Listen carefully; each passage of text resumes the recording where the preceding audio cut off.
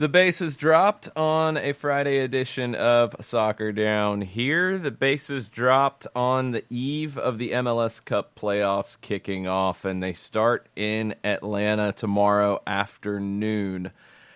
We're about, doing math, that's always difficult at this time of the day, 28 hours away from Sounds kickoff. Good. Atlanta and New England in the first round of the MLS playoffs. And as you know by now, every series is a knockout. 90 minutes, you're still level. 120 minutes, you're still level. You go to penalties. One team's season ends. The other moves on. We're going to go through a lot of talk about Atlanta and New England today. Mike Conti, Doug Robertson join us in hour number 2. We're not going to forget about our friends up I-85 in Greenville, South Carolina either. They are headed out to Texas today to face North Texas in the USL League One Final. And Chris Ashley will join us at 9:30 to preview that matchup.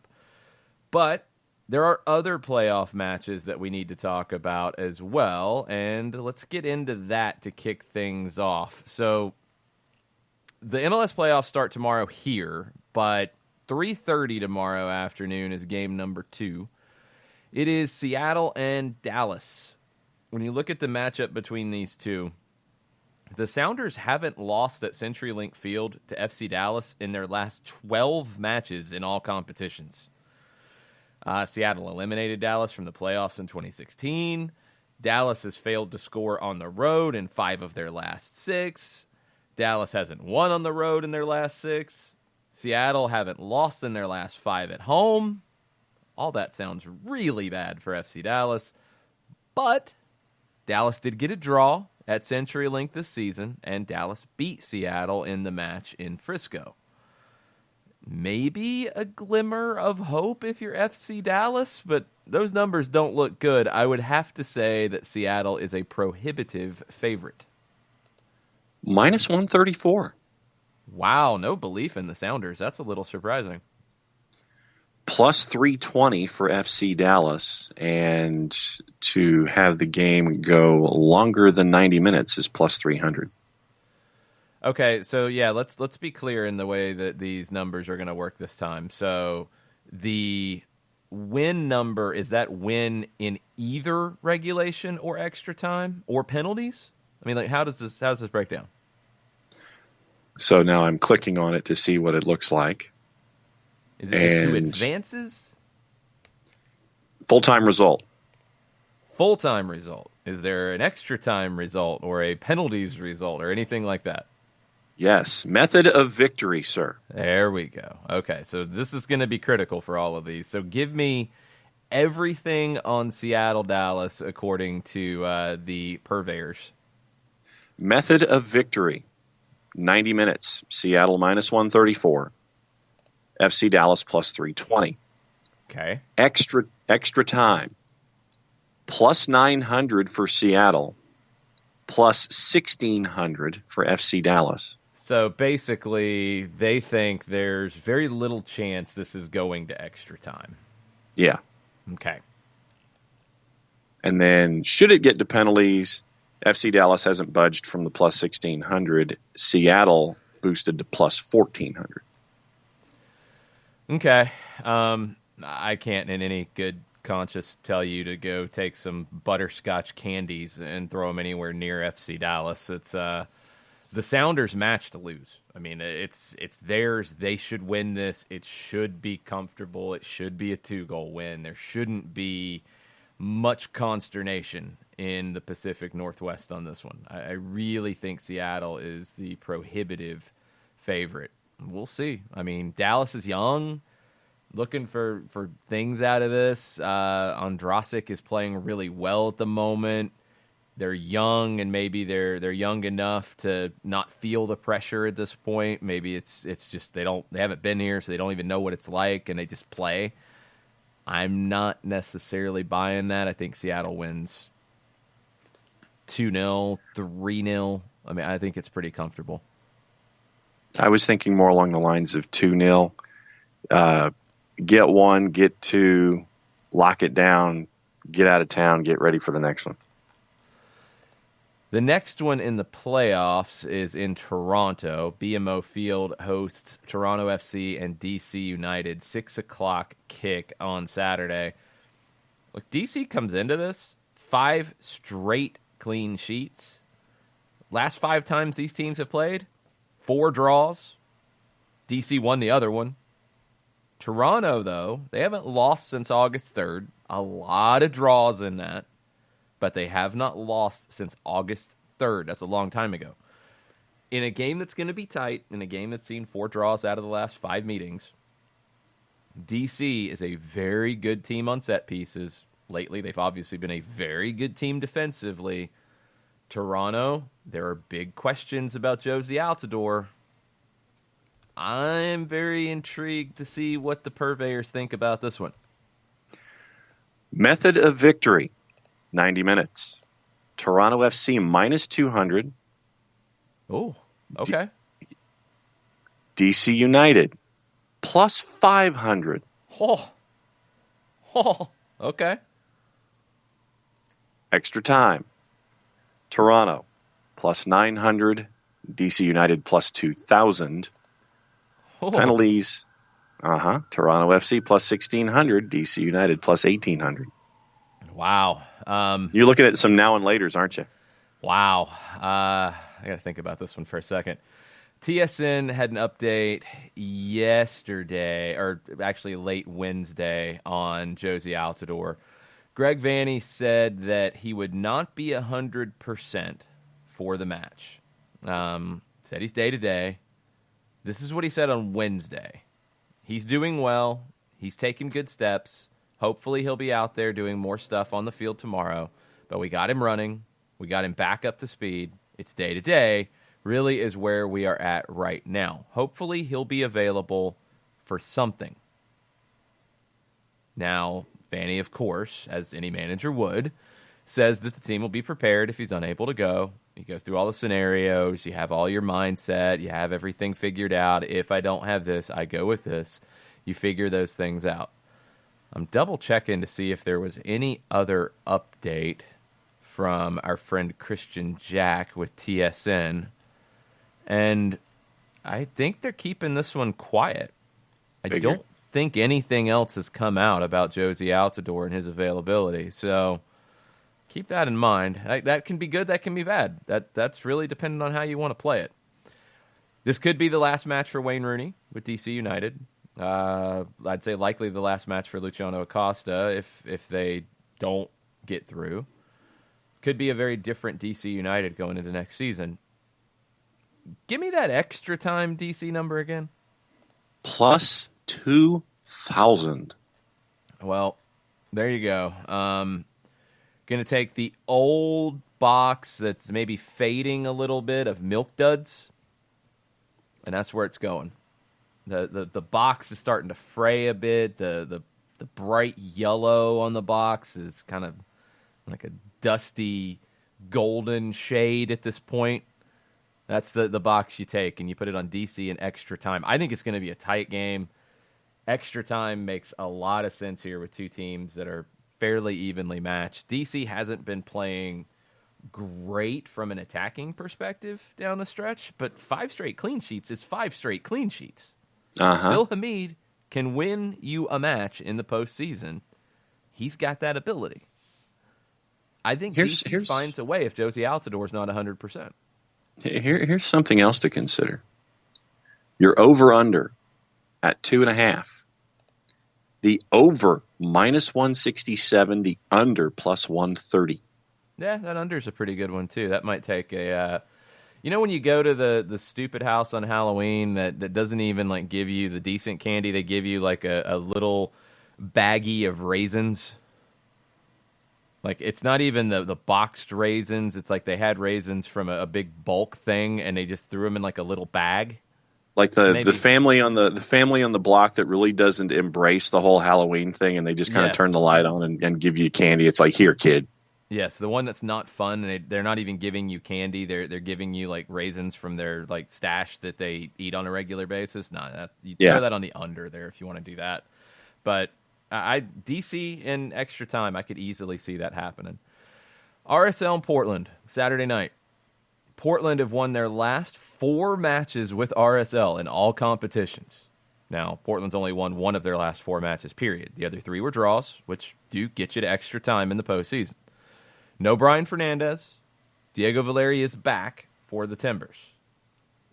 RSL, the big question, and I listened to Counterattack yesterday afternoon with Brian Dunseth and Charlie Davies, and Dunny calls RSL games. He's really trying to figure out what Freddie Juarez is going to do up top. Is it going to be Sam Johnson, who's more of a traditional number 9, wants to get in behind with speed, or is it going to be a more physical number 9 with a Damir Kreilach?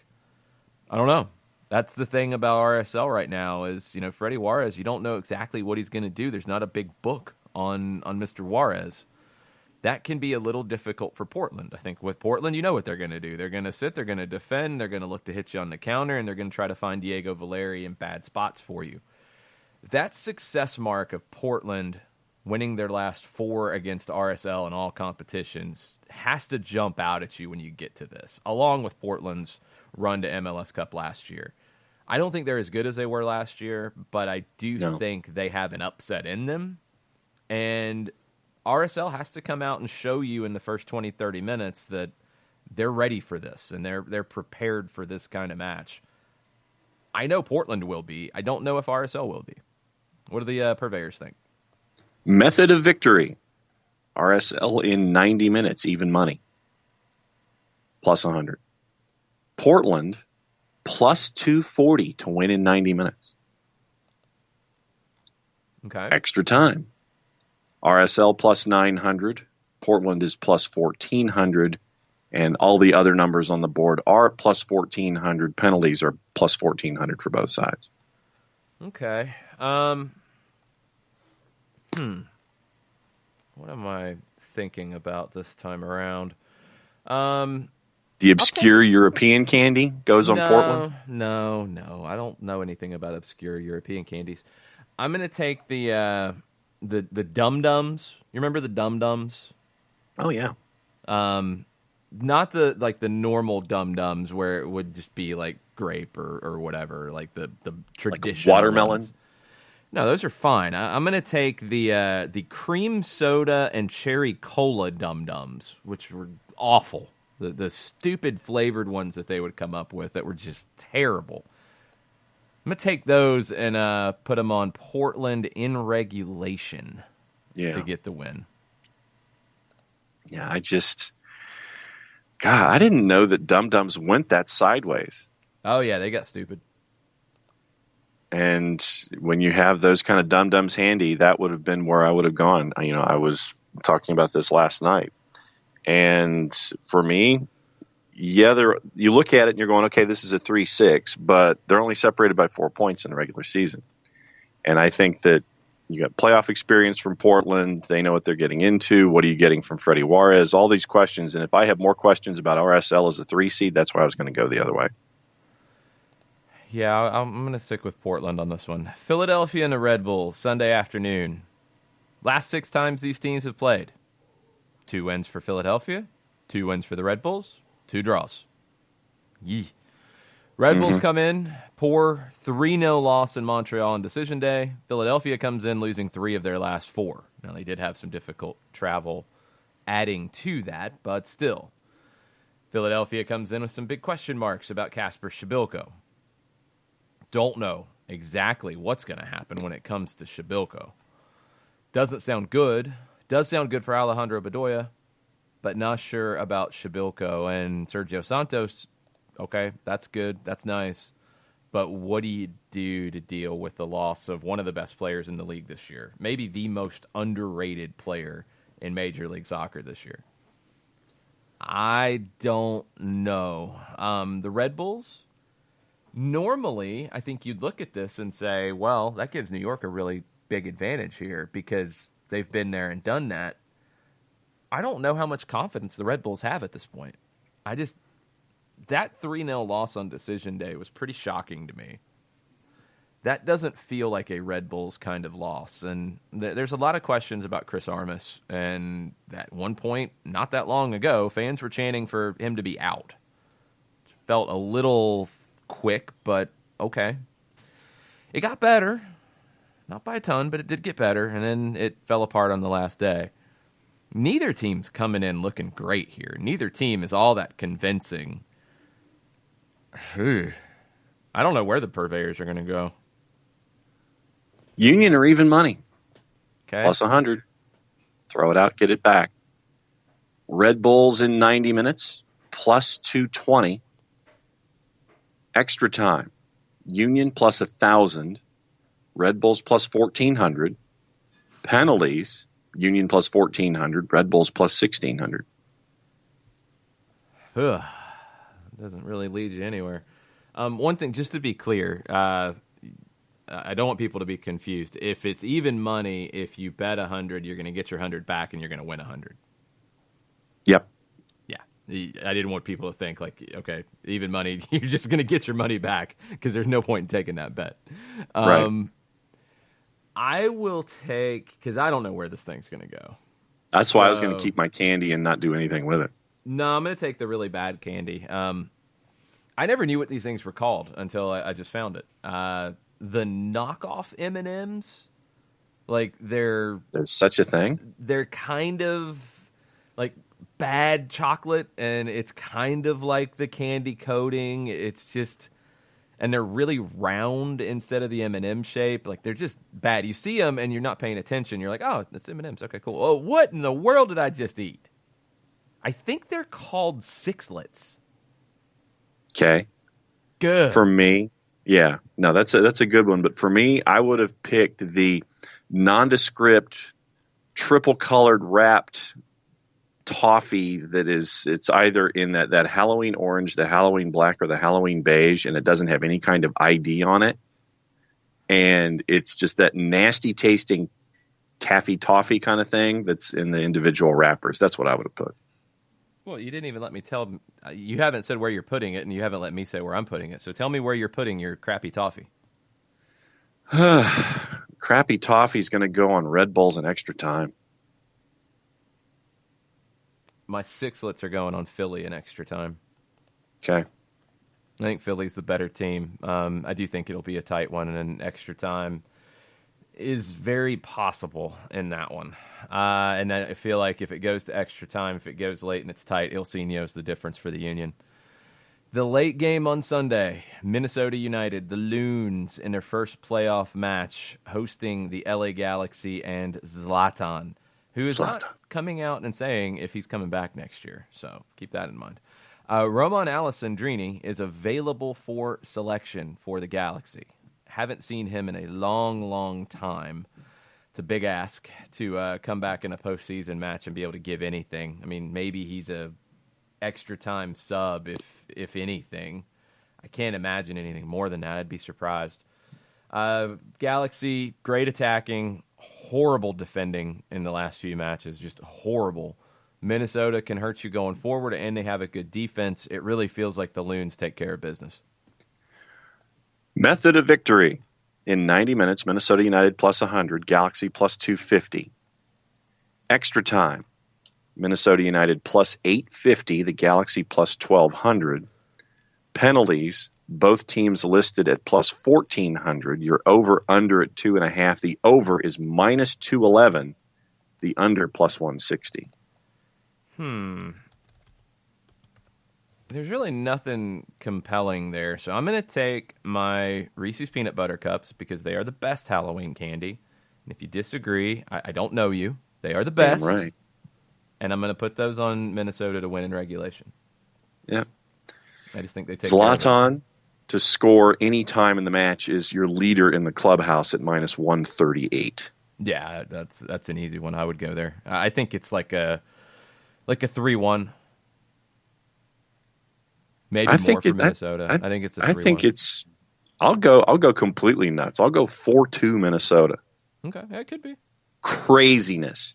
It could be. I mean, LA Galaxy are really bad defensively, so I don't know. And it's also the day after St. John's and St. Thomas play college football on that field. Apparently, they're swapping it out immediately after the game on Saturday, and you're going to have a new pitch on Sunday. What, you're going to have a new pitch? They're gonna. Apparently, they're swapping out. What happened on Saturday and getting ready for Sunday. Well, no, hold. There's big differences. They're going to relay the sod. That's from what I understand from pitch. talking. You're going to relay sod over. Whoa. You're going to repaint the pitch, or you're going to relay the pitch? No, they're not repainting. Now, from what I understood from talking to the play-by-play voice of St. John's, they're bringing in different surface for the football game and then swapping it out. It's grass. That doesn't make any sense. How are you bringing in a new surface for a football game? I have no idea where this is coming from. I mean, I've seen pictures like the field is painted for football.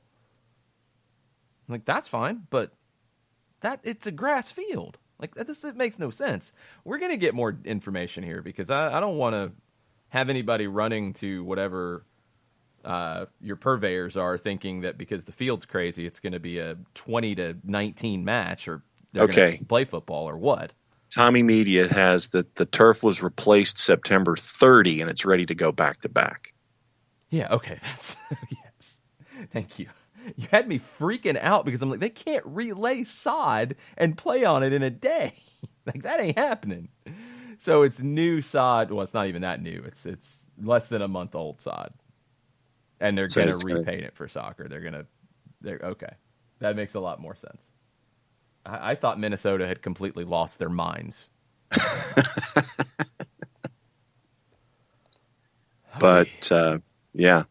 So, new surface, and I just want to know. And no, it's not that new. No. The surface. But what leave that out. Leave that to the side. All right, so fine. I want to know how chewed up it gets from the American football game on Saturday, getting you ready for the late game on Sunday. That's the question. That's the question. Is that does it take a beating? I mean, I don't know what the weather is. If there's going to be rough weather, then yeah, it could be really poor. This is not ideal for Minnesota. I don't think it hurts them any more than it hurts LA. Honestly, I think it probably hurts the Galaxy a little bit more because they're a better team that wants to attack. Now, they can go direct and just play long to Zlatan and look for knockdowns and not really play on the surface. That's possible too. So, I don't know how much of an effect or advantage it's going to have. Keep an eye on it, though. That is something to keep an eye on once people start sending pictures out from that football game. That I'm assuming it's an afternoon game tomorrow. On Saturday, yeah. So you'll have over 24 hours to prepare. You know, are there going to be football lines on it, and will everybody freak out? Which they probably will. There probably will be faint lines. That's fine. I saw Jeff Reuter had a picture, I believe from last night from inside the stadium, and they didn't go crazy with the football markings. I mean, they didn't paint a bunch of logos or do a bunch of stuff. It's minimal, so that's good. Hopefully that'll help make it a little bit easier in the transition. But the quality is going to be the question, like John said. Is it going to get chewed up? And you just don't know until you see it. I mean, this is not an ideal situation for a playoff game the next day, and I'm really curious to see how this all was handled and if it becomes an issue, what the fallout is. Partly sunny, high of 64 with a low of 48 on Sunday in the Twin Cities. All right, so you'll be fine. If there's no rain, it should hold up okay, but it's a fairly new surface. It should be fine. We'll see. Keep that in the back of your mind. I don't think it changes anything about the who has the advantage, though. I don't think it affects that. I mean, does it make the game a little more chaotic? Sure, that's possible, but I don't think it gives either team the advantage. Let's take a break here. Let's get Chris Ashley on the line and talk Greenville triumph as they go into the USL League One first ever final out in Frisco, Texas. North Texas SC was the top team in the league all season long. Lots of firepower for North Texas. Greenville, it's been the opposite. Best defense in the league, best goalkeeper in the league in Dallas J. It's the classic final with one team that has all the attacking options and one team that has been the best at nullifying all the attacking options. We'll see where Chris's head is at as he looks forward to the trip out to Texas. He's heading out tomorrow. We'll talk to him right after this. Looking for future leaders we can trust and believe in? Look no further than the high school student athletes right here in Georgia. High school sports teach young people how to be effective leaders. It begins by making their grades and being on time for practice. It includes learning to listen, following directions, accepting responsibility, being a good role model. And it's about respect for officials, opponents, the rules, and each other. The result? It transcends sports. It gives us hope for the future. High school sports. There's so much more than just a game. This message presented by the Georgia High School Association and the Georgia Athletic Directors Association.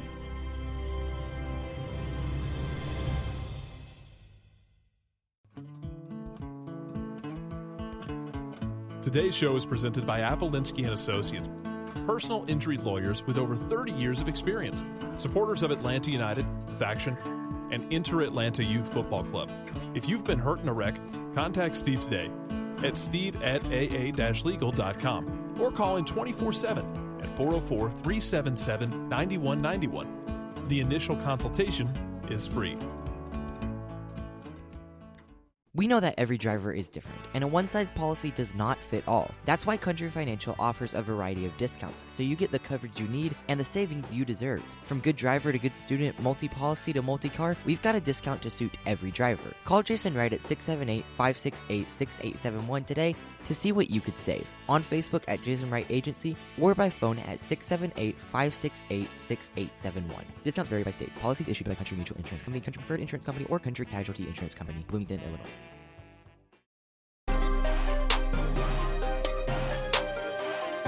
Welcome back. Soccer Down here, October 18th edition. Getting ready for the MLS Cup Playoffs, but one league in the U.S. is down to the final, and that will happen tomorrow night in Texas. North Texas hosting Greenville Triumph in the USL League One Final. And our Greenville correspondent, Chris Ashley, is with us. What's up, Chris? What's up? Happy to be on. I will gladly accept that title, but I do have just a little bit of beef with your terrible cream soda dum dum take. Those are delicious. Awful. Those are awful. Like Dum Dums got crazy there. Like they did all the normal flavors for a while, and it's like, okay, we're Dum Dums and we're not as cool as we used to be. Let's get weird. I don't like cream soda to begin with, so that would probably. Why do you not like cream soda? Because I don't like it. It just doesn't taste that good to me. There's about 50 other beverage options I'm going to choose before cream soda. Not in dispute, but cream soda, especially from Stewart's, strong. Oranges and cream. Their oranges and cream is like a creamsicle. It's amazing. Sure. All right. Sounds good. I'll drink something else. It's all good. Chris, let's get into this game from last week. Greenville goes to Lansing as the underdog and does what Greenville does. I mean, they grind out a clean sheet. They get the goal that they need. They make it hold up, and they move on to the final. Yeah, and it was a game where I think Coach Harks has really going into the playoffs said, hey, look, and I think you saw this a little bit with Atlanta United's run last year in the MLS playoffs of shifting to be a little bit more defensive minded, and let's build up and look for opportunities, but let's not focus so hard on just pressing high, crossing balls into the box, which has been Greenville's MO all year. But what you saw them do was sit back, just wait, be patient.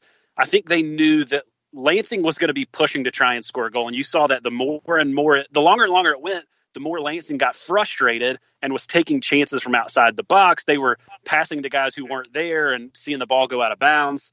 And Greenville just waited their time. And then when they did get that opportunity, instead of just taking it down to the corner and crossing it in, they pass it up to the top of the box to a trailing Carlos Gomez, who pulls two defenders on him and lays it off to a wide open Chris Bermudez.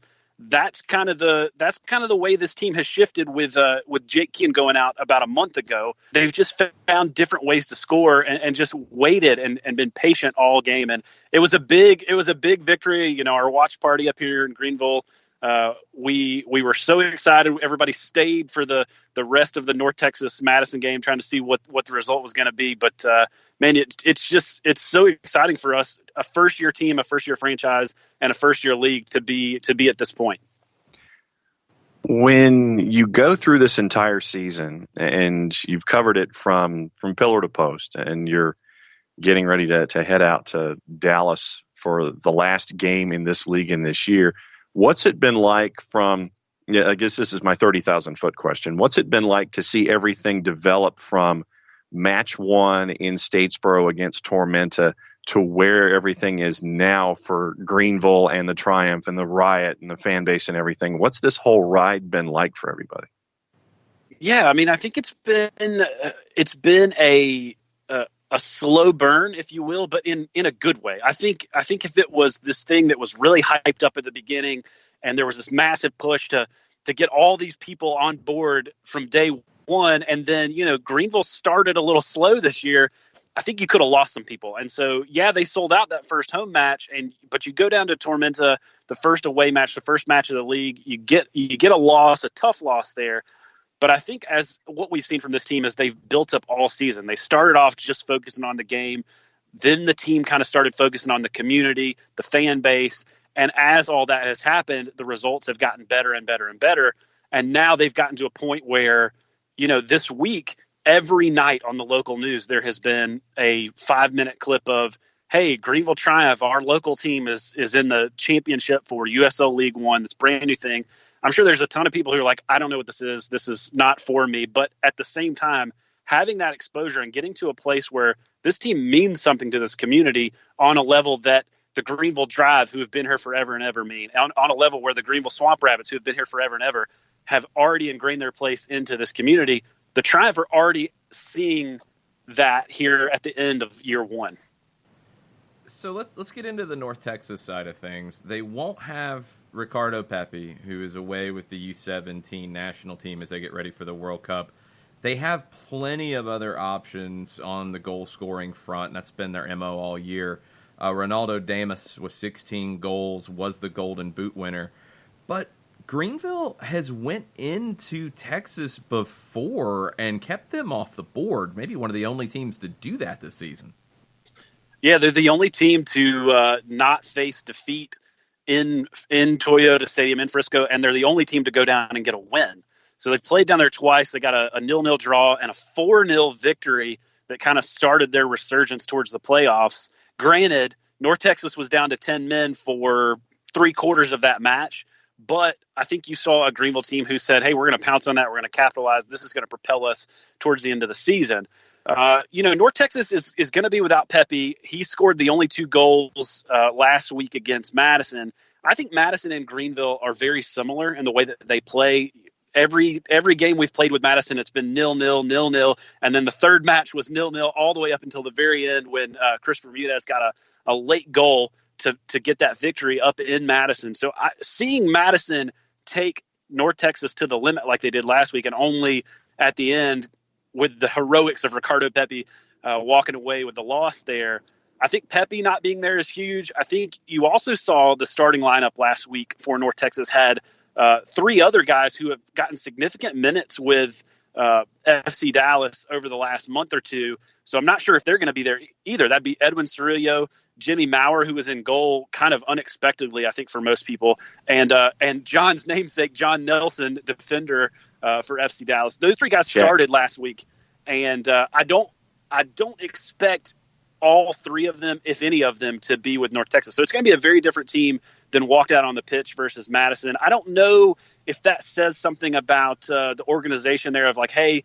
let's throw everything at the wall. Let's put in the best players we can, try to get a final here. And then we know we're not going to have all those guys, but we'll see what happens with the home game. So I think that speaks well for Greenville. I think we've got that opens some doors for us, but obviously we're without Keegan and Max Hemmings, and hopefully we can fill in those gaps this week. You mentioned not having Jake, you mentioned not having Max Hemmings, but going back to how things have fallen out in the playoffs and in the regular season, it hasn't been the star power that has been there for Greenville. It's been guys like Gomez and Bermudez and the guys that aren't necessarily the ones that you sit there and are going to focus the spotlight on off the top. But that's what you're looking for in a postseason, is you're looking for those guys that are part of the team dynamic, but not necessarily part of that star power that help you out to get you to the last game of the year.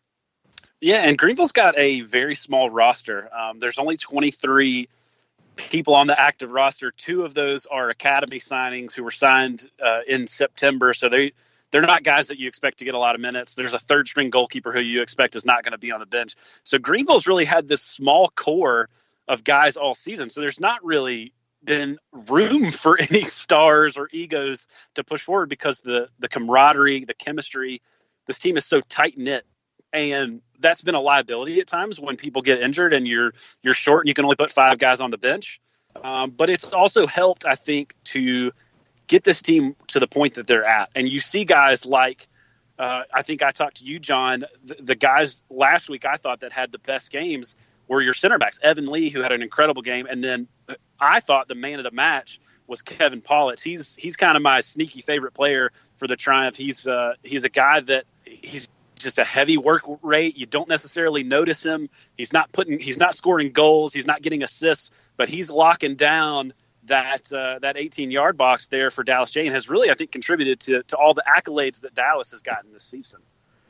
When you look at these two teams, to me, it's the dichotomy of what USL League One is. You get a North Texas team that is the affiliate of FC Dallas. Like you said, they brought guys down to play in the semifinal. I don't think any of them, maybe Nelson, but I don't think any of them are going to be there for the League One final. It's a young team. They've played a ton of young talent, academy talent, along with their homegrowns. The flip side is Greenville, which has been a team that John Harkes has brought in a lot of guys that he's known from his Cincinnati time or other guys who have been kind of in that in-between, whether it's USL Championship, MLS experience. It's an older group. In a final, I kind of lean to the older group. I feel like you've got a team in Greenville with players, not as a group, since this is the first time around, but individually who have been in these situations. And on the flip side, North Texas is going to have a number of players who this is the biggest game of their life. Yeah, and that's something I've been trying to convey to folks around the league this week that I've talked to. I think there's this mindset that, like, look, North Texas dominated the regular season. They got the number 1 overall seed with well more points than even second place. They've had Pepe, they've had Damas, they've had Arturo Rodriguez, they've had all of these statistical powerhouses. But at the same time, I think that Greenville's veteran experience, their core, that kind of, this group of players has not played together necessarily before, but you do have a handful of guys that all played there together in Cincinnati under Coach John Harkes. He led that team to the playoffs in his first season with Cincinnati. So these guys have kind of been in this situation before. And yeah, the younger guys on Greenville, the Chris Bermudez's, the Carlos Gomez's, the Cameron Sauls, they're getting to learn from this established core of veterans who I think it's going to really play to Greenville's advantage. And like you said, I think that constant mixing up of players in North Texas, they have 35 guys on their active roster as compared to the 23 in Greenville. I think that is a disadvantage at this point because there's so much constant change. You could have up to 4 guys that were in your starting 11 not even be with your team this week. I don't think that is helpful to them. And so I don't know if their thought was like, hey, let's just get to the final and then we'll just take our chances. But I really like Greenville's chances here. As for someone who's going to be getting up when there still is no sun in the sky tomorrow to make your drive to Atlanta, to hop on a plane, to get to Dallas, to go see this last game of the year, the final in USL League One, you wrote a piece for Soccer and Sweet Tea, and I wanted to kind of get into that a little bit about what it means to you personally to have seen what has gone on with the Triumph this year. So you can give away as much of it as you want, but I thought it was because I want people to read the whole thing. But what this means to you personally, I thought was really interesting and another angle to the whole story. Yeah, so the kind of the linchpin there is yesterday was my birthday, so I wanted to write this piece going into the championship game. When I talked to my wife last Sunday about the possibility of me going to Texas, she legitimately thought I was a crazy person. She said, I don't understand. Like, I support you. I'm glad that you have something you love like this, but I will never get it. And so the piece on Soccer and Sweet Tea was a little bit of my, like, let me put out there why this means something to me. It was a little bit of a preview. Here's why I think Greenville can win. Here's why I think folks in the Carolinas should care about this team. But then I finished it with this little anecdote that happened maybe a month ago, one of the last home games. I finally convinced my wife and my infant daughter to come out to a game. And we're going to our seats, and they stop us on the sidewalk so that the teams can go out on the field for warm-ups. And all the players are walking by, and Coach Harks, is walking by. And, of course, I've met him and talked to him several times throughout the year. But he notices me. He notices that my wife's there. He stops. He walks over and makes an effort as he's getting prepped for this game to come and introduce himself to my wife and meet my daughter. And I still – it blows my mind that this guy that I looked up to as a kid who wore the U.S. crest on his shirt, who was the first American to play in the Premier League, cares enough about me as a person, me as a fan of this team, and the way that he's invested in this city to say, hey, this is important. And this game and me being here and being this coach is not about my notoriety or my paycheck or anything else. It's, I love this game, and I want to help bring this game to a city like Greenville that I believe is a place that this game can thrive. And so, so it's a great piece. If you want some more insight onto the game, I would encourage you to go read it. But yeah, that story was kind of my letter to my wife saying, this is why I need to be there in Texas, because this team has done so much for me, and I want to be there for them. At the heart of it, soccer is about community, and I think we've seen it here in Atlanta with all of the involvement with Atlanta United, players, staff, everyone in the local community. It's those types of moments where it becomes personal. It doesn't feel like there's this huge separation between the stands and the field when a guy like John Harks, who every time I've met him has been an outstanding just conversation to have, to be able to do that kind of thing and realize that he's representing the club, and to be able to give your family that type of feeling, that's what builds these long-lasting relationships, and that's what builds these strong clubs. Absolutely. Yeah, I mean, it's a thing where I remember kind of hearing the rumors that Coach Harks was coming to Greenville and not believing it, and then showing up to the press conference and him walking out with his family and just being shell-shocked that this is really happening. And I think that I think we forget sometimes that these guys that we put on this pedestal in our mind, these players and these coaches that seem legendary and kind of bigger than life, that they're just people. And especially a guy like John, who I think has a love for the game unlike anybody I've ever met. He really cares about developing the game, growing the game in America, even down to the point where I feel like if he wasn't doing this for his job, if he wasn't coaching a USL League One team or a championship team or an MLS team or any team, I think he'd be out coaching a youth league team somewhere, just because he cares that much about investing into the game in this country. So let me get this straight. You're thinking of leaving the house at 4 to get to Atlanta? Well, look, it's yeah. I mean, my flight leaves at 9. It's probably a 2.5 hour drive from here. I got to park. I got to get in. I got to get through security. I know it's a Saturday. It's early. It's probably not going to be that much traffic. But as I told my wife, I'd rather be safe than sorry, because the last thing I want to do is not get my butt on that plane. Luckily, you're not checking a bag, right? I mean, it's just taking the overnight bag, which you might not even use, especially if things go well for the Triumph. Let everybody know what this weekend is looking like for you. So get up, leave at 4 from Greenville, get on a plane at 9 from Atlanta. Then you're coming back first thing Sunday morning? Yes, so I'm getting on a plane in Atlanta at 9. I'll be in Dallas around noon Central Time. My plan was to go check into the hotel, but I found out that the National Soccer Hall of Fame closes at 2 o'clock, so I'm going to make a beeline to Toyota Stadium to go check out the Hall of Fame, then probably go back to the hotel, drop stuff off, grab a bite, go to the game. Hopefully, maybe don't even need my hotel room if things go well and everybody's out to party all night, because my flight out of Dallas leaves at 6 a.m. on Sunday. I mean, I'm gonna be in the state of Texas for 18 hours and 18 hours only. It is going to be a whirlwind, but you know what? Regardless of what happens, win or lose, it's 100% going to be worth it, because I think this is one of those linchpin moments. I think as a soccer fan for me, to have a team from my city. You know, I was in Atlanta for MLS Cup last year, and that was a huge deal for me. But this team is just different. It's here. It's the city that I live in, not just the city that has a top tier team. So this is going to be a really, can't wait.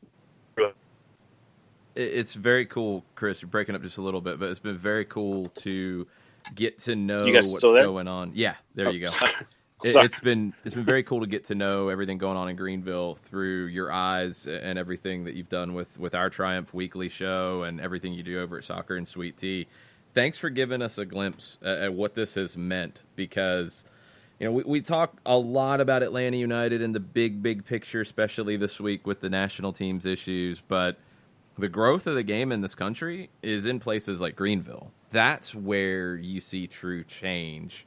The big cities are great, and they're very, very important, but if you don't have the Greenvilles that are developing, then you're going to have limitations in how big this can be. And I think he's all fired up about it. Absolutely, yeah, and that's there we go. There we go. Our friends. Go ahead, Chris. Don't move from that spot, Chris. Go ahead. Oh, no. You're good. Go now for you're it, Chris. good. Oh, okay. With that opening, I think I want to just throw out there for our friends up in Lansing. I know they've got a petition going on, trying to save their team. And look, it might not make a lick of a difference with the ownership issues, but I would encourage fans to go find that, sign it, because you're right. I think that the growth of the game is critical for us and these smaller communities, these League One levels, the NPSL levels, the championship levels. These are the things that are going to help grow the game in the country from the bottom up, and I think it's desperately needed. So go through our friends in Lansing a bone and just sign a petition for them. Definitely do that. That was awful news to see. I mean, the growth of the fan side has to be there. You have to have the right ownership too, because it's just difficult to find those right combinations. But the success of soccer in the South, Atlanta is a massive part of it, but it's not the only part of it. Statesboro, Greenville, Chattanooga at all levels, Birmingham, Memphis, it's all a very important thing going on. And like I said, Chris, thank you for taking your time out all year long to talk with John and do the Greenville Triumph Weekly and all the great coverage that you provide the team. It's a huge element of the success. Well, thank you guys. I mean, I know I've told you guys off air, but SDH has been a huge part of pulling me out of my shell as soccer's come to Greenville over the last couple of years and inspiring me to do a smaller version of what y'all are doing here in Greenville. It probably has a bigger impact because of what you're seeing from scratch in Greenville. It's so cool. So thanks. Be safe on your travels, especially driving down here early in the morning, and best of luck to the Triumph this weekend. Absolutely. Thank you, guys. Thanks, Chris. Chris Ashley. Make sure you're following him on Twitter, YouthGuyCash on Twitter. We're going to take a quick break, come back, take a couple questions from you guys on Twitter. Tweet at us at @SoccerDownHere, and we'll be right back. A ranger station. I'd like to report a bear hug. Okay. I put out my campfire, and Smokey Bear hugged me. So you drowned the fire, you stirred it, drowned it again, and felt that it was cold? Uh-huh. Yeah, but he's just letting you know you did good. Bear hug from Smokey Bear. Status update. I'm gonna let you go now. There are many ways to start a fire, but one sure way to put it out.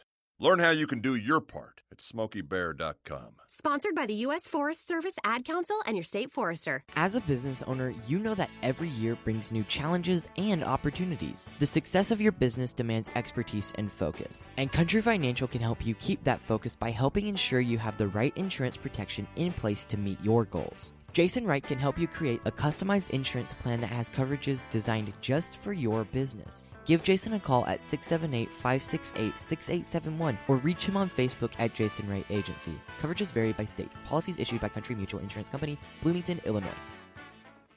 This is what matters. This is beyond X's and O's. This is the difference mutual respect makes. This is what character looks like. This is what defines us in Georgia. This is sportsmanship.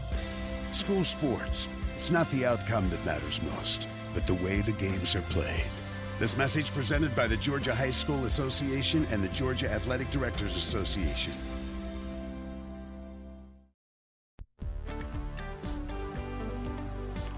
If you've been hurt in a car wreck, contact my friend Steve Apolinski of Apolinski & Associates. He's been representing individuals for over 30 years throughout Georgia and Alabama. Email him at steve@aa-legal.com or call him 24/7 at 404-377-9191. The initial consultation is free.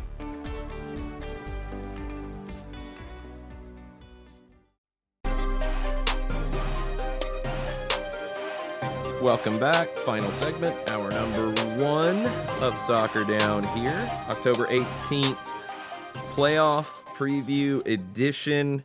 You guys have questions. We will try to make up some answers for you right now. Eichmann starts us off this morning. With Pogba going the full 90 just 2 days ago for Guinea, do we see Parkey with the start tomorrow? I think so. I think it would be a big ask for Pogba to be ready to go, considering he arrived back in Atlanta on Wednesday. I think it's Parkhurst. I think his experience is vital here. ATL UTD fan number 1 predicts Atlanta United winning 2-1. Joseph gets both. Eichmann also says he thinks the Galaxy is winning only because I really want to see an LA derby. I just don't think the Galaxy can keep Minnesota off the board. I think their defense will let them down. Kefsey, can Atlanta win without Miles? We have started a cup game without him this year. He did enter in the 44th. Yeah, you can. It's not ideal, and it changes things. You have to be, I think, more conservative. You're never going to sit back and defend. That's not this team's personality, but you can't be as reckless going forward as you were when Miles was there to clean everything up. I think you were already heading in this way from the Montreal match forward, but I think you will see a more composed, a little more deliberate Atlanta United on Saturday because it's the postseason. I think they probably would be going that way anyway, even with Miles. But without him, you don't want to have the 1v1 situations that Miles would be able to win. You don't want to put Parkhurst into those situations. You don't want to put LGP into those situations. Franco Escobar is probably the one best equipped to deal with that, but I don't know if he is equipped to play in the Robinson role centrally. So I think with New England, too, you're going to have a team that, as we saw on Decision Day, they're going to play direct. They're going to get vertical quickly. They turn it into a 4-2-4 a lot of times with the way they play, or it's kind of a lopsided 3-2-1-4 with Brandon Bye pushing up the right side and Carlos Heel kind of pinching inside looking for the second ball. They're going to get dragged. They're not going to hesitate to play long, and that's going to put Atlanta's defense under pressure. It's not about style points anymore. It's about results. So if it's a 1-0 win for Atlanta United, then that's a wonderful 1-0 win, and you move on to the next. Yep. Win is a win, not about style points. Josh Airy says he's pulling a doubleheader Saturday with Atlanta United, turning around to drive up for the twos in Nashville. Thoughts if the players from the senior team, Mo Adams, Kevin Kratz, Mikey Ambrose, will be with the twos to get minutes, or is it all hands on deck for the playoffs and a young roster in Nashville? Well, I mean, you're not going to keep guys in Atlanta if they're not going to be part of the 18. And I think you're 18 for game day. You could have 20 there just to be safe because, look, it's the postseason. You don't want somebody rolling an ankle in pregame and then not being on the bench and you being one shorthanded. So I think you'll have a couple guys just in case crazy things happen that don't go to Nashville that might not dress in Atlanta. And the names you're mentioning are ones that could fall into that. I don't know if Kratz will, but Kratz is a veteran. So the thing is, for me, though, you're looking at a combination of Jeff Lorenowitz, Darlington Nagbe, Emerson Heineman, Eric Remedi, with the potential for Ezekiel Barco to play as a 10 with that group. Mo Adams is in that mix. Kevin Kratz is in that mix. I don't know if both Kratz and Adams stay in Atlanta. I think one might go to Nashville. The problem with the twos in this game is that Lawrence Wyke is suspended. Wesley Degas is suspended. George Campbell's suspended. Those are three of your possible starting center backs, and that's really all of your potential starting center backs. So expect to see some academy guys. Garrison Tubbs will probably make the trip. Expect it to be a young team, but if you can get one of those guys out of Ambrose, Kratz, Adams to go with them to help a player like a Jack Metcalf, who'll probably play on the back line in this, it'll be good. But that's a much lower priority. It is all hands on deck. I just don't know if all of those hands that Josh mentioned specifically will be needed. One more before we go to break. And this gives us a chance to give a bit of a shout out to Mikey Alfano and the Atlanta United media team. Shiva wanted to give a shout out to the Atlanta United media team for the hype playoff video. No other team in MLS does it like we do. Yeah, everybody. I mean, Mikey, Ryan, Katie, Kat, the whole crew from getting the footage and putting it together and making this all work. I mean, I get a chance to work with this crew a lot during the season, and the amount of hours they put in that y'all don't know about, it's mind-blowing. And when the season gets crazy in these types of moments, that workload picks up even more. And to put this type of campaign together with Kings Become Legends, to be able to have all of the different elements, it hasn't just been slap a video together. It hasn't just been take a cartoon and put a logo over top of one of the cartoon characters, and then that's your playoff hype video. It hasn't been any of that. It has been intense work to plan, to execute, to make it the best possible, and that is a big part of why Atlanta United is looked at the way that they are. The perception, the image that all of the people from the strategy up high to the actual shooting to the implementation to the editing to all of it is so impressive and better than this league and soccer in the United States has ever seen. And they're the underrated MVPs of this club because the way people feel about the club, a lot of it is videos like this. All of the reactions last night when this thing dropped were just so cool to watch, and I was so happy for everybody who put all the blood, sweat, and tears into making it to get to see those reactions firsthand. So very, very cool. It's an amazing campaign. I hope to see every element they have ever dreamed of with this campaign on a long playoff run, but that's not going to be easy, and we'll talk to Mike Conti in the next segment about Atlanta and New England, the challenges of playing a team twice, back-to-back in this type of scenario, the challenges of a knockout match, the challenges of facing the manager in Bruce Arena, who has played in more playoff games than anyone else in MLS's history. Bruce knows what he's doing, and he might have a few tricks up his sleeve. We'll talk about all of that with Mike after this. Looking for future leaders we can trust and believe in? Look no further than the high school student athletes right here in Georgia. High school sports teach young people how to be effective leaders.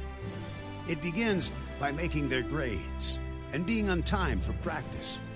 It includes learning to listen, following directions, accepting responsibility, being a good role model.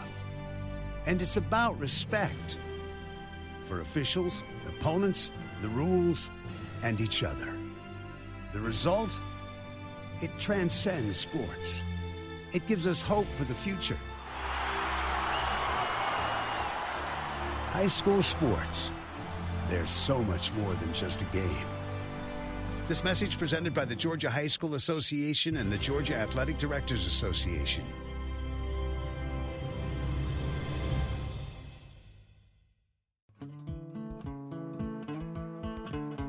Today's show is presented by Appolinsky & Associates, personal injury lawyers with over 30 years of experience, supporters of Atlanta United, Faction, and Inter-Atlanta Youth Football Club. If you've been hurt in a wreck, contact Steve today at steve@aa-legal.com or call in 24/7 at 404-377-9191. The initial consultation is free. We know that every driver is different, and a one-size policy does not fit all. That's why Country Financial offers a variety of discounts, so you get the coverage you need and the savings you deserve. From good driver to good student, multi-policy to multi-car, we've got a discount to suit every driver. Call Jason Wright at 678-568-6871 today to see what you could save. On Facebook at Jason Wright Agency or by phone at 678-568-6871. Discounts vary by state. Policies issued by Country Mutual Insurance Company, Country Preferred Insurance Company, or Country Casualty Insurance Company, Bloomington, Illinois.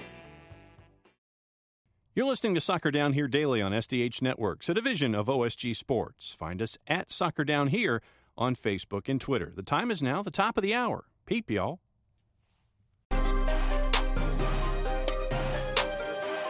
Welcome back. Hour number 2, SDH playoff preview. We've talked about all the other games in a good bit of detail over the last couple of days. Let's dig deeper into Atlanta and New England. And I'll be calling the game with Mike Conti on 92.9 The Game. We're on at 12:30 for pregame. It's a 1:08 kick. That's early, Mike. I like it, though. You do? Yeah. Oh, yeah. Absolutely. And, well, partly the selfish reason that we get our best ratings for the early Saturday games. But, Very true. But honestly, I look at it this way. Well, there's a very selfish reason. Penn State. That's what I thought. At there it is. So I'll be home in plenty of time for that. That's where I thought you were going. No, I actually like doing a game and being able to leave and have some semblance of an evening. Have dinner. Time to unwind, because when I don't know if it's the same way for you, Jason, but when we have game days, whether it's at 4 o'clock or 7 o'clock or 8 o'clock or whatever, I can't really relax and do anything before a game because I'm in preparation mode. I'm trying to mentally prepare myself and do what I need to do to adequately call a game. So it's almost like getting it out of the way early, and then I can still enjoy the rest of my evening or drown my sorrows. Depending on how this goes tomorrow. But I love the 1 o'clock games. I'm a huge fan, and I know some people are really bummed out because they're saying that their kids have soccer matches tomorrow morning, and that's going to affect their ability to attend. And I get it. I mean, it definitely stinks from that standpoint. But for those of us like me who don't have kids, this is great. It's different, and it potentially can have a little bit different feel. I always feel like these early kicks and early tip times when the Hawks would have them, it's so different than the normal routine that sometimes that can have a factor.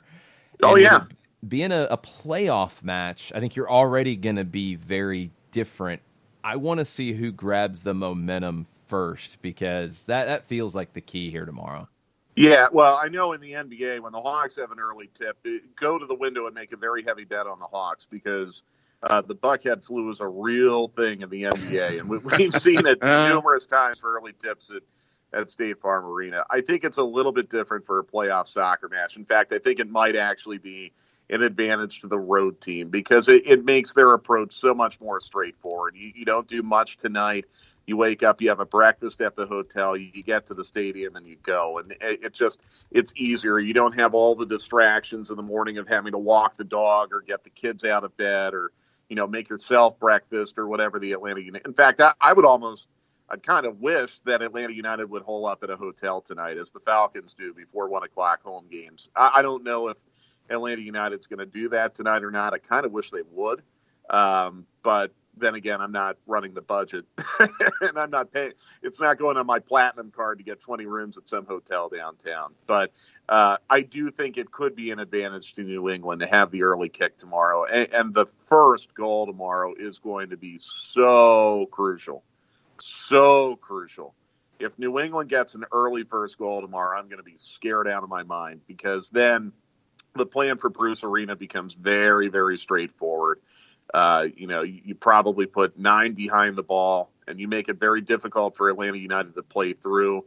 And you just kind of duck and hold on. And worst comes to worst, you concede an equalizer late, and maybe you get the thing to penalties.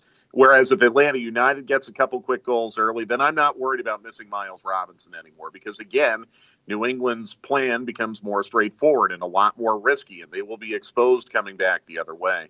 To me, this feels like the type of match, though, and some of the context clues that we've been getting from Atlanta United and their players, and some of the public comments that they've made this week after training sessions, is that I just get the feel this is going to be low scoring and potentially scoreless going into the second half. Because Atlanta United, Julian Gressel said, look, even if we had Miles Robinson, we would be approaching this match from a very, very safe, conservative standpoint to begin with. And now, with Miles Robinson out, I think that position is even a little more enhanced. So I think this is going to be a white-knuckle match tomorrow, a white-knuckle match where you might not see a breakthrough until after the 70th minute. And then the margin for error for both teams becomes very, very thin. It's a scary match. It was less scary before Miles Robinson was declared out. Now I think it's an extremely scary match. And I hope I'm wrong, but I have a very nervous feeling about this tomorrow. And, leaning into all of that, taking the possible crazy, kooky wackiness aside for early kick and being the first one in the box and all that kind of stuff. I mean, being more defensive, I guess, in the midfield, that leans you toward the idea of Jeff Lorenowitz being involved and dropping back, and having the midfield being some combination of, Heineman, Nagbe, Lorenowitz, or Nagbe, Lorenowitz, and a third. So I guess that's, for me, what I'm looking at for the back line is, if you're looking at this as being more defensive, having that veteran presence and having all the veteran presences in there, probably Parkey and as well, too. Yeah, I mean, I've been tweeting about this week. If you look at the 2 matches that Atlanta United played this year where Miles Robinson did not start, the match in Vancouver, which was a weird one because you had left a lot of players home to rest anyway, and Miles did get in at the end, and the Club America match, where I don't think they intended to play Miles Robinson, but Franco Escobar got hurt, and Robinson had to come on right before halftime. If you look at the 2 lineups, what they started with on those 2 nights, there are 2 commonalities, along with Miles Robinson not being in. That's Jeff Lorenowitz starting in the midfield and Florentine Pogba starting in back. Frank de Boer made it pretty clear to me yesterday that Florentine Pogba is not going to start tomorrow.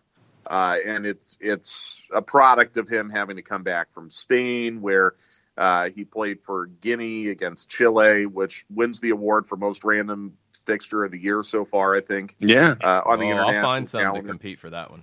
I tweeted, we need to come up with like a fixture bot that plugs in 2 random countries from different continents and puts it in a venue in a third continent, like Faroe Islands against Gabon in Glendale, Arizona, or something like that. But be pretty sweet. Yeah. Anyhow, where is it going with it? Okay, so Lorenowitz, I think that's a pretty strong signal to me that he's going to start as a defensive midfielder. Jason, I think, made a pretty good point on Wednesday during stoppage time that it is probably safer to stick with 3 in the back and make Parkhurst your most central of your 3 center backs. But what's interesting is when Atlanta United played against Club America, the most central of the 3 center backs in that 3-5-2 was Leandro Gonzalez-Perez. I don't think I want to take that chance tomorrow.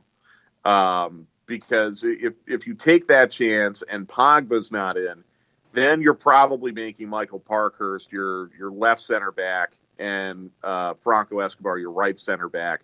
That just feels a little too risky to me. I think Parkhurst is a little more trustworthy in a 1v1 situation, and those will come up. They certainly came up 2 Sundays ago. They absolutely came up. New England had more XG than Atlanta United in that game, and that was with Miles Robinson playing, which is another reason why I'm very, very concerned about this tomorrow. So to answer your question, John, I think Lorenowitz, you can take that to the bank. I bet he's going to start. That feels like the right play. I think Parkhurst is going to give you some veteran poise that is going to be needed from a leadership standpoint out there over the course of 90 or 120 minutes. My concern is if you get into extra time, how much can Parkey give you?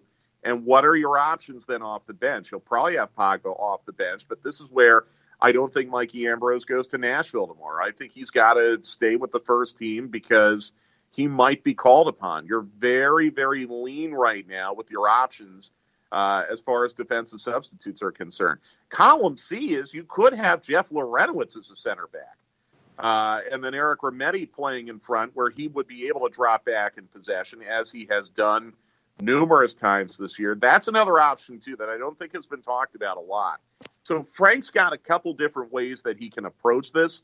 But to me, every single one of them includes Jeff Lorenowitz in some way. Yeah, I think for all the reasons you said, Mikey Ambrose doesn't go to Nashville and Mo Adams doesn't go to Nashville because you've got 2 different options there with them depending on how you want to play it. And extra time comes into play here because you get an extra substitution if you go to extra time. You do have to worry about Parkhurst being able to play 120. There's no way you could get 120 out of Pogba.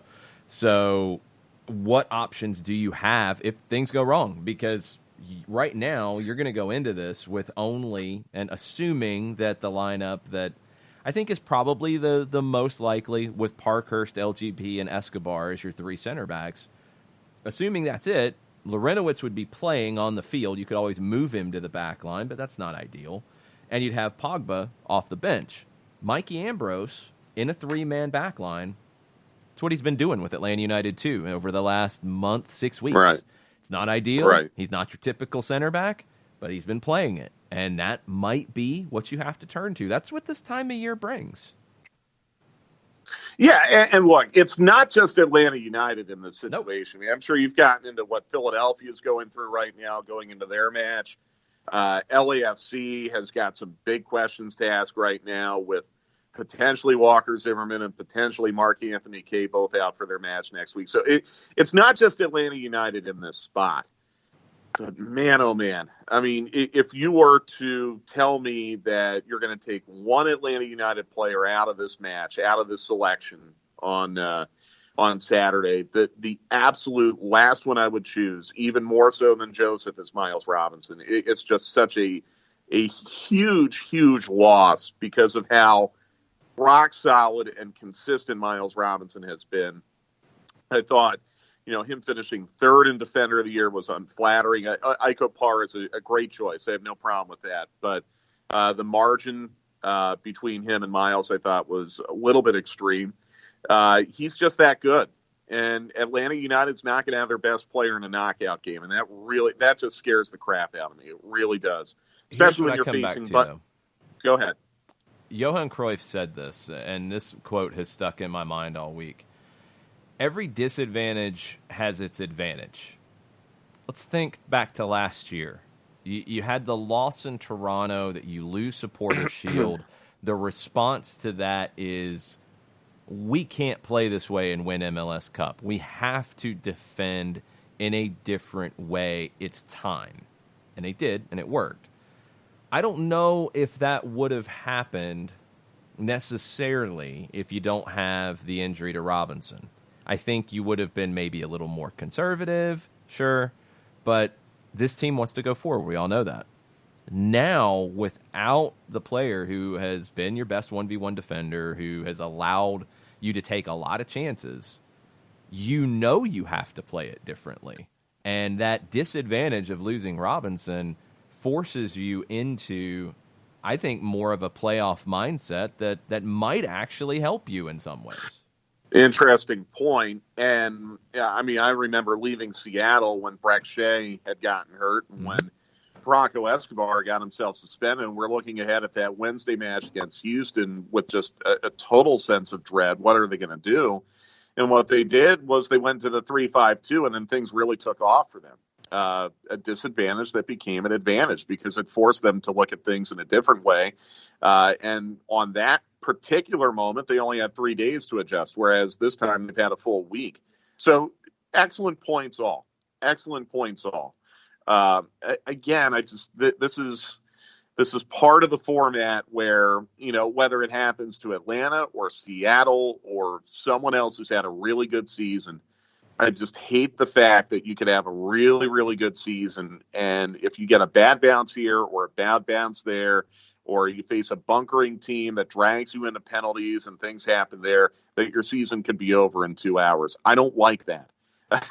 But, me complaining about the format, that's a tired act by now. I've been doing it all year. It's the format that you have to play and you have to accept it. But with that comes a lot of danger. And that's where my bad feeling comes for tomorrow. It's going to be a really tense, very challenging 90 or 120 minutes. And I think New England gets a huge edge tactically with Bruce Arena. If Brad Friedel's bringing this team in, I think Atlanta United's in a completely different spot. I think Bruce Arena probably has been, thinking very, very hard about this himself over the past couple of days upon learning of Miles Robinson's absence. And he's probably got something up his sleeve that maybe we haven't even considered yet. So it's fascinating. This is not the manager I want to face. Bo and Heel and Bunbury are not an attacking trio I want to face without Miles Robinson, but it is what it is. So you just hope you get that early goal and you get that crowd behind you and you can ride it out and get to Thursday. To add to your randomizer, Mike, Brazil and Nigeria played Sunday in Singapore. What? Oh, wow. Okay. Yeah. So not only do you have two teams from different continents going to a third continent, but where they're playing is not even geographically between the two nations. Like, you're going to make Brazil fly halfway around the world, basically, to play Nigeria, who also has to fly halfway around the world. From a different direction. That's a good one. That is a really, really good. Yeah, it would be like Bolivia against Canada in Moscow. Yeah, pretty much. Okay, well, I mean, we're not going to play in Kansas City. We're both going to fly 13 hours.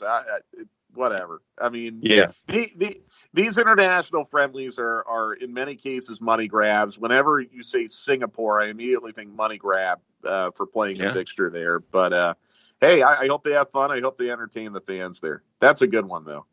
All right. So we've talked about the back. We've talked about the middle. What about the attack in and of itself? What are you looking at? Because I know a lot of folks are sitting there and looking at the Atlanta United firepower. What do you see? Yeah, and that's where you get excited because you're going to get a lot of opportunities. And I think the big question all week is, how do you balance this now, and how do you find minutes for Barco, Pitti, and Hyndman? And how do you make that work? I think in a playoff game, it's a luxury, but it's also something that might make some fans unhappy. I think you've got to entertain the possibility of having the luxury of Pitti Martinez potentially coming off the bench in the second half if you need to chase a desperation goal, because he can create that for you, and he's done so in that role this year. Same could be said for Barco. Same obviously could be said for Tito Villalba. He's done that. Hyndman might be the guy who ends up being sacrificed because of what you're doing with Lorenowitz. If you want to get Lorenowitz and Renetti both in there, I think then it becomes a little more challenging to get Hyndman into the starting 11. But regardless, I think Atlanta United's going to score goals. I mean, their non-shot expected goal last Sunday against New England was over 2. They did a really, really nice job. And that has not been a concern as long as Joseph has been healthy, and he looks like he's 100% healthy. So, but I don't think it's going to be a high-scoring game. I just don't. because I think Atlanta United will probably take a very safe, conservative approach at home. You can't be too safe. You can't change your identity, but I think there are ways where you can play a little more responsibly, and that might hold down the scoring a little bit. But no, I mean, no concerns there. I think there's an embarrassment of riches as far as attacking players that Atlanta United can incorporate tomorrow. I don't think it's going to be quite as defensive. I don't think the Revolution really have that in them. I think their strengths are definitely in the attack. I think we saw the Revolution's best game plan. You know, I mean, that's the thing when we went into that game on decision day. There was so much about, are the managers going to do something different tactically to try to confuse the other one? Bruce Arena is a better tactician than he gets credit for. I just don't think he has a lot of different plays here. I think the only two possible changes to the lineup would both be to increase the attack, not take away from it. And I don't think he can really afford to take anything away from his defense. He doesn't really have a left back, so he's playing Jalil Anibaba there. That limits you on that side.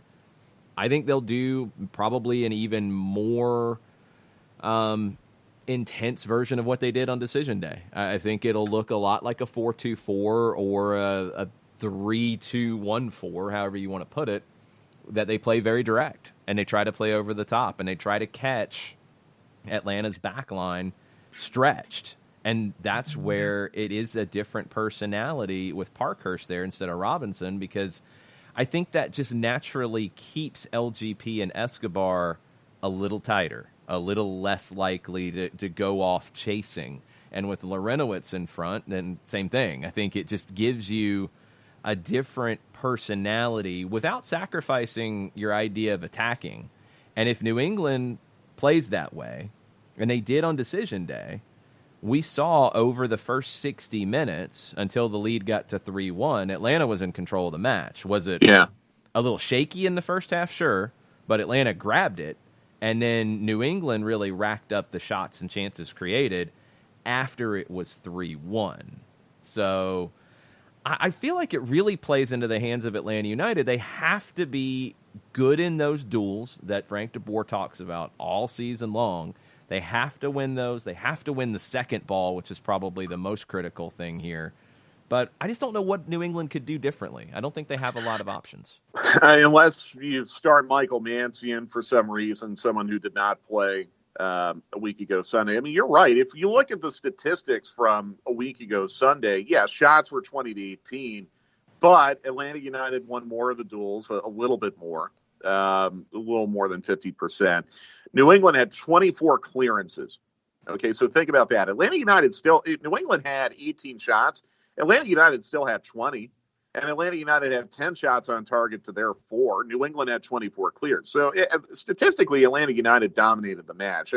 I know the narrative has been pushed a little bit that the scoreline was flattering to Atlanta United, that because New England had more XG, the final scoreline might not have been just. And I'm going to push back on that. I don't buy into that. That felt like a match that Atlanta United controlled for the most part, and it felt like a multi-goal Atlanta United win. But New England did have chances. And I'm just concerned without Miles that New England will have more chances this time. And if they convert one more of those chances, then we're really going to be sweating tomorrow. When you look at everything else past this match, when you get home, when you put your feet up, when Fred's going to sit there and say, I want what you're having, what else are you looking at on Saturday and Sunday when you get the chance to kind of exhale? I think Real Salt Lake Portland is going to be a really good game Saturday night. And it's a little unfortunate. I don't know how much of Seattle Dallas we're going to be able to watch because we're doing the full-time report. I have no confidence in DC going up to Toronto, but I think Real Salt Lake we'll agree to disagree, but I really, really like this Real Salt Lake Portland game a lot. Me too. And this could be, and I think it adds to the drama and it adds to the storyline a little bit. This could be the final push for this group of Portland Timbers, where there is, I think, a little bit of a question as to Valeri coming back. They're getting old. I think their age betrayed them a little bit down the stretch in the regular season. And they go into the snake pit of Rio Tinto Stadium, where it's been hard for anyone to get a result this year. And we saw that firsthand. Real Salt Lake has played with a lot of emotion. I think they're one of the under-the-radar teams maybe to win the Cup, along with Minnesota. So what does Portland have left in them as they potentially make this final push as a cohesive unit? I think that is going to be a terrific, terrific match. And I think Minnesota Galaxy on Sunday will be a terrific match. I mean, the West has 3 really, really good games this week. I think Seattle will be heard from. I beg your pardon. I think Dallas will be heard from in Seattle. I like the Sounders to win. I'll be curious to see how negative, how tactical, how grinding Seattle wants to try to make that game. But I see Real Salt Lake Portland as being a terrific match Saturday night. And I hope the Penn State game is over by then, or Penn State has it well in hand, so I can change the channel and get my eyes on that, because I think it'll be terrific. All right, you can watch and listen to this game on one of about 20 different outlets, but let's focus on our call. Where can everybody listen to us tomorrow? Yeah, absolutely. Like you said, we're on at 12:30 on 92.9. The game will be on radio.com, the Atlanta United app, Sirius XM channel 157. I think Sirius XM joins us at 1 o'clock just before kick. And then we'll do a full-time report, and if the worst happens, we'll probably go a little bit longer than we usually do to kind of cap off the season. If the best happens, we'll look ahead to Thursday. But back on 92.9 The Game throughout the course of the playoffs, and really looking forward to this one tomorrow. And look, folks, be in your seats early. I mean, it's a 1:08 kick. This isn't one of those fake 1 o'clock kicks where it's actually at 1:30. It's a 1 o'clock kick. It's really, really important. We've seen this in playoff games. I think especially so against Red Bulls last year. Get in your seat early and make that place a cauldron of noise from the very beginning, because this is the advantage you get by playing at home. I really hope it's a good crowd tomorrow. I hope the rain doesn't scare people away, nor does the early kick. And hopefully we'll have a really red-hot atmosphere for a good playoff game tomorrow. Sirius XM's got us at 12:30, and we can add one outlet to it. We are on Canada Talks channel 167 for our friends north of the border. Oh, well, all right. Hopefully they send us some Timbits and, some poutine Aero and bars. all the things we love about Canada. I'm glad you told me that. I want my XL mints. I need probably more to get through the offseason. Yeah, maybe we'll get like a Canadian care package from them. High-powered Mountain Dew. That's a good shout. How did you find that out? Did you Google that? Or SiriusXM posted their schedule for the weekend, and they've got us listed with Canada Talks 167 as well. Well, it'll be a welcome disruption from all that election crap that's going on up there for them, I guess. We will do our best. Hopefully we will be entertaining and in a great mood tomorrow afternoon. It's not going to be an easy one, but Atlanta United does go in as the favorite. They should take care of business. That's what you've set the whole year up to do. Exactly right. We'll see you then. I'm looking forward to it, guys. See you tomorrow. Good. We're going to take a quick break. We'll get Doug Robertson on the line right after this. Looking for future leaders we can trust and believe in? Look no further than the high school student athletes right here in Georgia. High school sports teach young people how to be effective leaders. It begins by making their grades and being on time for practice. It includes learning to listen, following directions, accepting responsibility, being a good role model. And it's about respect for officials, opponents, the rules, and each other. The result? It transcends sports. It gives us hope for the future. High school sports. There's so much more than just a game. This message presented by the Georgia High School Association and the Georgia Athletic Directors Association.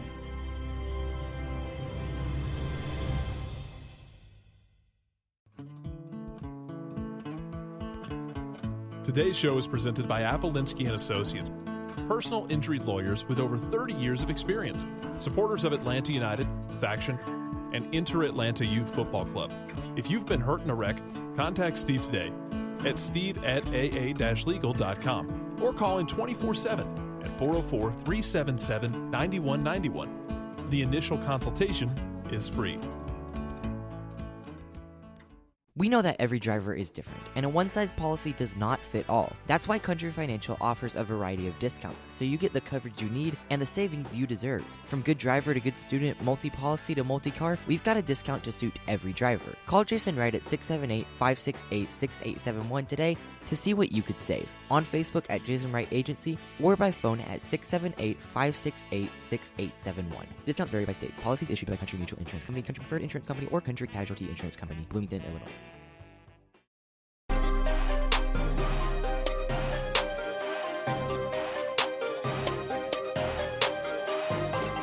Welcome back. Soccer Down here, October 18th. As we get ready for matches, and this is it's a big one. It's been such a weird week because, you have the break with the international break. You kind of let your mind slip out of MLS mode, and then you have all of the storylines this week leading up to tomorrow. It feels like we've snapped back into reality very quickly, and Doug Robertson's going to help us snap back into reality. What's up, Doug? Oh, I'm just looking at the tweet y'all sent out that I can talk about anything on my mind. So I'm ready to roll. The floor is yours. Take it wherever you want to take it. The Liverpool keeping situation. Oh, that doesn't matter to me a whole lot. Only because De Gea and Pogba are gone from Manchester United. So I think Adrian is fine if they want to give Alisson another few days off. And if they do get a big lead, they can bring Alisson on for the final 20 minutes just to get his legs back under him, So what did y'all make of the U.S. men's national team? I know y'all talked about this ad nauseum. Who do you blame? If you have to blame someone, who do you blame? The U.S. Soccer Federation, Berhalter, or the players? I want to make your question a little more specific. Who do we blame for what exactly? Just the fact that they don't seem to be improving. It seems to be a malaise that, frankly, has gone on through three managers now, Klinsmann to Arena to Berhalter. There's an occasional blip of brightness, and then it's just right back into this kind of, I don't know, no fight, no grit kind of a thing. For that question, I am blaming the Federation. I am blaming Sunil Gulati for not moving on from Klinsmann after the 2014 World Cup. Blaming Bruce Arena for making bad decisions in games that the team should have gotten the necessary results to qualify for a World Cup. Blaming Berhalter because of bad decisions in games that he's had control of. In that question, it's across the board. Like, specifically Tuesday, the tactics were bad. The players didn't respond. You got no fight from the players, and the tactics were bad. You got to blame both. There's not an easy fix. That's what's so frustrating about it, is there's not like flip this switch and everything's okay. Right. That's where we're at. Yeah. It's been an odd thing, is what it's felt like. It's rotted because you saw it, honestly, in a lot of ways before the World Cup, but you get through that cycle, you get to a round of 16, okay, shake hands, move on. You went from a World Cup where you gave up nearly 100 shots in 4 matches to 4th place in the Gold Cup on your own soil, losing a semifinal to Jamaica and losing a 3rd-place game to Panama, to losing the CONCACAF Cup, to struggling in the semifinal round of qualifying, to then losing your first 2 games in the Hex. That's a long rot. And that's part of the reason why you are where you are now, because you allowed that to go for so long. Yep. So it's rough all the way around, and it's going to take a long time to fix. And I agree with that. So, has there been any other rounds of feedback after the national team, Doug, has caught serious hell for the Miles Robinson situation? The Newcastle Chronicle came out with a story this morning that apparently Newcastle wasn't happy as to how the men's national team handled DeAndre Yedlin. So it seems to at least sadly be a consistency thing with players that are now on national team duty. Yeah, the Robinson situation to me is, I don't know if I don't have all the facts. I have not seen a video. I have not seen exactly what were they asking Robinson to do after the game, because I've seen a lot of teams, Atlanta United included, even deep into this season, working out the players who don't play in games after the games. Because we're doing interviews, I don't know if it's a heavy workout. I don't know if it's a light workout, but I do see the players coming back. It's are going on heavy. when we're doing post game. It's usually going on whether it's Atlanta or the opponent, and it's a cool down. Like it's not a workout; it's a cool down. So there's a difference. I don't know what Robinson was being asked to do. I don't know if it was just light sprinting. I don't know if it was heavy sprinting. I don't know what it was. And some people say, well, Robinson is in shape. He's been in shape all year. He shouldn't have to do the post game.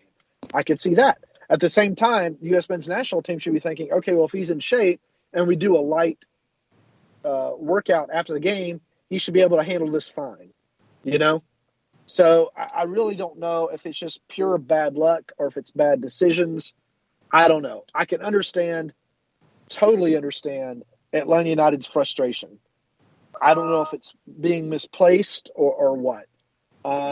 But it does stink for both Miles Robinson. It stinks for Atlanta United. It stinks for the U.S. men's national team. It just stinks. Yeah, it's a bad situation. My frustration comes from some of the things that have been said, in that it's not just that, okay, he just goes to the national team and he comes back hurt. It's that there was a specific request to go easy on him because of the workload he's had and because of what's coming up for him. He was an injury replacement for Walker Zimmerman. He wasn't even called into the squad initially. It was very unlikely he was going to play. After he didn't play against Cuba, he's not playing against Canada unless there's an emergency. And the way it was described that night was a post-match training session, which sounds different. That could be terminology. Who knows? But the fact that the program was asked to go easy on him because of where his numbers have been, you're talking about a team with a heavy sports science department in Atlanta United. They're going to be clear. And Ryan Alexander used to be with the national team, so he knows both sides of it. When there's a request to take it easy on a player, and then this happens, and then add in the DeAndre Yedlin thing, he's coming back from a groin injury. There was a request to take it easy. He played the second game of the two instead of the first one. Now, that's a little different situation because he played and he was needed in a competitive match, although he didn't really give you a whole lot to begin with. It's an issue. It's something that, when you're not getting the results and you're creating friction with clubs, that's a bad spot to be in. Well, again, though, I don't know what Robinson was being asked to do. True. Atlanta United did say take it easy, and the men's national team could have been taking it easy, and it could have been bad luck. The thing with Yedlin, he had already played for Newcastle, so I don't think it was unreasonable to ask him to play for the U.S. men's national team. I think they hoped he was going to play the first game, is what was coming out of Newcastle today, instead of the second one. Then I don't know what they expect in that situation. If he hadn't played yet for Newcastle, and they didn't want him to play for the U.S. men's national team, that's a reasonable request. But they didn't.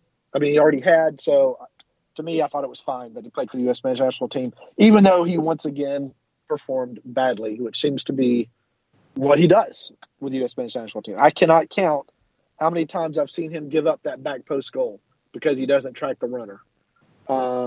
It's off the top of my head, it's at least 3 times I've seen him do that.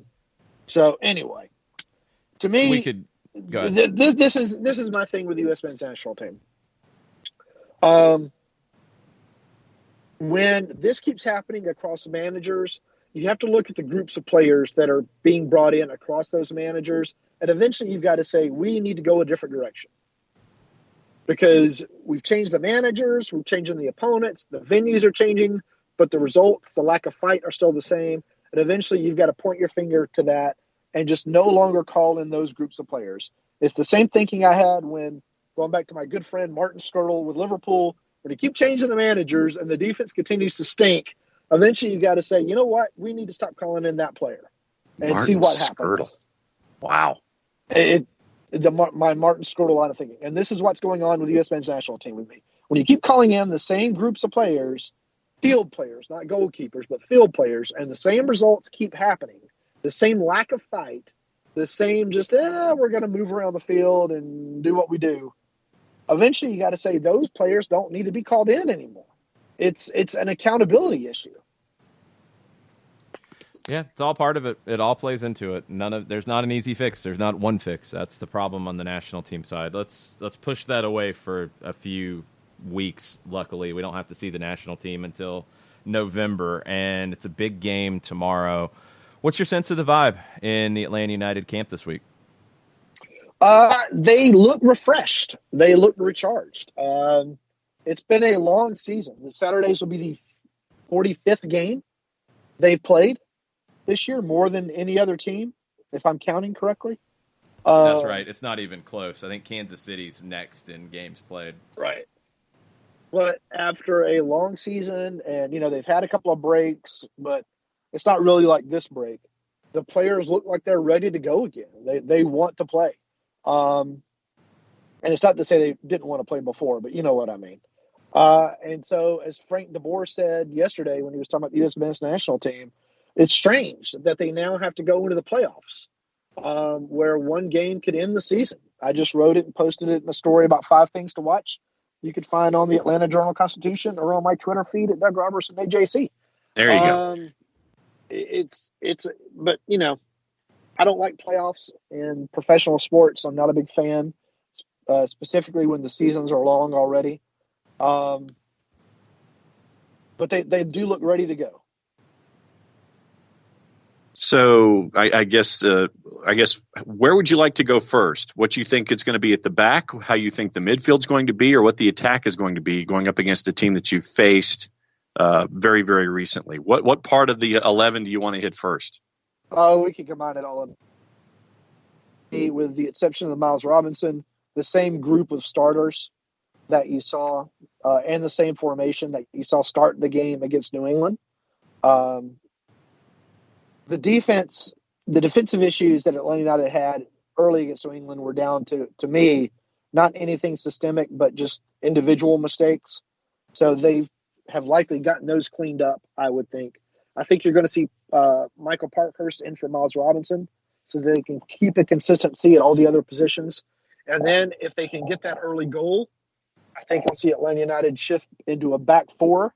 You'll see Miram come out and Ambrose or maybe even Pogba come in at left back and go back to the 4-4-1-1, really play behind the ball. Viaba come in as well and really try to beat New England on the counter at that point and get that second goal and kill off the game. Do you feel like Bruce Arena has anything else up his sleeve here? Well, there's only so many things you can do. Bruce is a smart guy. He's won a lot of trophies. He does have, some really good guys going forward. I think that that New England isn't nearly as strong at the back. And if he exposes that back line to Joseph's speed, to Hyman's smarts, to Miram and Gressel's smarts, New England is going to be in some trouble. So he can't go full bore to me. I know he doesn't want to bunker either because he's an aggressive guy. So he's kind of caught in between. So I think you're going to see both teams kind of do exactly what they did in that first game and just see if they can get a few bounces to go that way, to go their way, win some duels and see if they can get that first goal, which frankly is going to define the game because Atlanta United does not win when the other team scores first, but Atlanta United does win when it wins those duels and can get that first goal. Jason, I was going to go and ask what Doug thought about the rest of the East and the West. Is there anything else Atlanta United you had on your mind? Yeah, I mean, looking at this, you get into the playoffs. We saw Atlanta look very different in the postseason last year than they did during the regular season. Do you expect to see such a big change in the personality of the way the team plays this postseason? No, I think they'll be more aggressive. I think they'll be a little more guarded with the ball, which is why in my predicted 11, I don't think you're going to see Pity Martinez start another playoff game for Atlanta United because he can be very loose with the ball. And I don't think Frank is going to want to see that in the playoffs. I think he's going to want to be very secure with the ball, build slowly, and attack that way. And that way, it's going to be different than last year because Atlanta United this year does not have a Miguel Almiron. They don't have someone that can take the ball from their 30 and get to the other team's 30 in about 5 seconds, if that slow. So they have to be a little more deliberate with what they want to do. If they want to keep the ball, that deliberation is necessary. So you're going to see a slower built offense. Maybe we'll get a goal off a set piece early and then just kind of see what the opponent does and then adjust the tactics based upon that. So when you look at the other matchups going on after we all get home, what else sticks in your mind about the MLS playoffs from weekend one? I think the Red Bulls Union game is going to be really, really good. I think the Salt Lake game is going to be really, really good. It would not surprise me at all to see the Galaxy just flip the script and blow the doors off Minnesota United in that playoff game. I know Minnesota's at home. I know Ike Opara just quizzically to me won Defensive Player of the Year. But I think this is a game built for Zlatan to put the team on his back and score a couple of goals.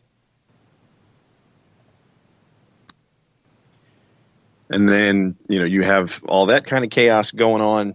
You mentioned the voting for Defender of the Year. Opara, Zimmerman, and Miles. How would you have put it since you weren't happy with the end result? I would have put it Robinson, Zimmerman, Opara. The logic of Opara baffles me based upon the few examples I've seen. It's, well, look how bad Sporting Kansas City's defense is this year compared to last year when it had Opara, and look how well Minnesota's defense is playing this year compared to last year now that it's got Opara. The fault in that to me is, Minnesota added a whole bunch of good defensive players this year. Alonso and the fullback on the right, whose name escapes me right now, but who was fantastic for Minnesota this year. They also added Vito Manoni. So it wasn't just Opara. It was a totally smartly rebuilt defense by Minnesota, and they still allowed the same number of goals as Atlanta United this year. If you want to look at last year compared to this year, well, Robinson hardly played last year for the first team, came in and pushed out a guy who finished third in Defender of the Year voting last year and is considered one of the best center backs of all time in Major League Soccer in Parkhurst this year. To me, that's a much stronger argument than Sporting Kansas City last year to this year and Minnesota last year to this year. And Zimmerman was on the defense that allowed the fewest goals in Major League Soccer this year, which to me is strong consideration. And, he had a really good 2/3 of the season and then kind of fell off in the back after he played for the U.S. men's national team. Opara is fine. He's only got one national team cap, which to me is also an indication of quality. And Robinson got his first two. I didn't understand the voting. Let's see if we understand the predictions, because I've seen some interesting ones so far around MLS soccer. But, hey, it's all good. 2 versus 7, Atlanta versus New England. Doug, you were our champion during the season on the Still waiting on my prediction. trophy. Yeah, it'll happen. It'll happen at some point. It'll happen. Probably. Maybe. We'll see. We'll see what happens. Maybe. You get to go last this time because of that. John, you go first. Okay, because I was going to go back in the timeline because Jarrett and Nick have given theirs, and I think Nick went 2-1 New England just for the sake of chaos. No, Nick's on the same boat. He's on the same boat that Matt Doyle and Bobby Warshaw are on. So, it's a good boat to be on, Nick. Game gets dumb early. 2-1 New England. Have fun on that boat, Nick. Jarrett said 3-2 win for Atlanta tomorrow. Bruce makes adjustments, and we get a barn burner with both attacks creating plenty of chances. Atlanta's attack being just too much for New England. So Nick went reverse He went inverse driving velour driving slipper lock of the week by going 2-1 New England. I'm going to go 3-1 Atlanta United. Okay. How does it go 3-1? I think they get one in the first 20. I think that they get one in the first 5 minutes of the second half, probably off a set piece. Then New England gets one in transition to make it 2-1. Atlanta United answers with one from Joseph, and Ric Flair and Andrew Jones and Archie and Outcast and everybody celebrates 3-1 final. I'm going to go 2-0. I think that in a lot of ways the injury to Robinson forces Atlanta to be a little more defensive than maybe they would have been. I think you've got a lot of players who know what this is all about, have been there and done that. They know what's required at this point. They know that it is a different game in the postseason. I don't know how many players New England has with that kind of mindset. Bruce has it. Can he get that across to his team this quickly? I don't know. I think New England's defense just isn't quite good enough. And if they're down to long balls, and that's how they're going to play, if Atlanta's more conservative defensively, and they're never going to bunker, don't get me wrong. They're not going to be as conservative as they were last year. But if they are more responsible defensively, let's put it that way, the long balls that had some effect in the Decision Day matchup won't have as much effect in this one. And I think Atlanta can exploit Jalil Anibaba, who's not a left back, playing left back, and they can exploit Brandon Bai bombing forward on the right side and leaving the right back spot open. Atlanta can take advantage of that, put in plays from the wing, put in crosses, but also attack from out wide and get a couple goals and take control of this game in the first 30 minutes. I think they get the first goal in the first 30, and they make it 2 before halftime, and they ride it out in the second half. 2-0 Atlanta is my pick. Doug, what do you think? So what we have 2 Atlanta United wins and 1 New England wins. Is that right? You include Jarrett, 3 Atlanta wins, and Nick is being the contrarian along with Matt Doyle and Bobby Warshaw going New England. Oh, gee, Matt Doyle's picking against Atlanta United. I'm stunned. I know, it's shocking. He also picked against Minnesota, so Adrian Heath will be very happy as well. I like Bobby's take. Bobby's takes to me are a little more even than Matt Doyle's takes. So that's fine with me. I think it's going to finish 1-1 in regulation, 1-1 after extra time, and Atlanta United wins it in penalty kicks. Ooh. You trying to make us suffer, Doug? No, that just seems to be how this season has gone. Everything has to be a little more difficult than it needs to be sometimes. Okay, now you pick penalties, so then the question is this. Who takes the 5 penalties for Atlanta? Ooh, there you go. Who takes the 5 penalties for Atlanta? Okay, so I don't think Pitty's going to start, but I do think Pitty is going to come in at some point to play. So I think Pitty would come in for Barco. So Pitty, Gressel, Leandro is going to get some redemption. Okay. I'm missing Joseph.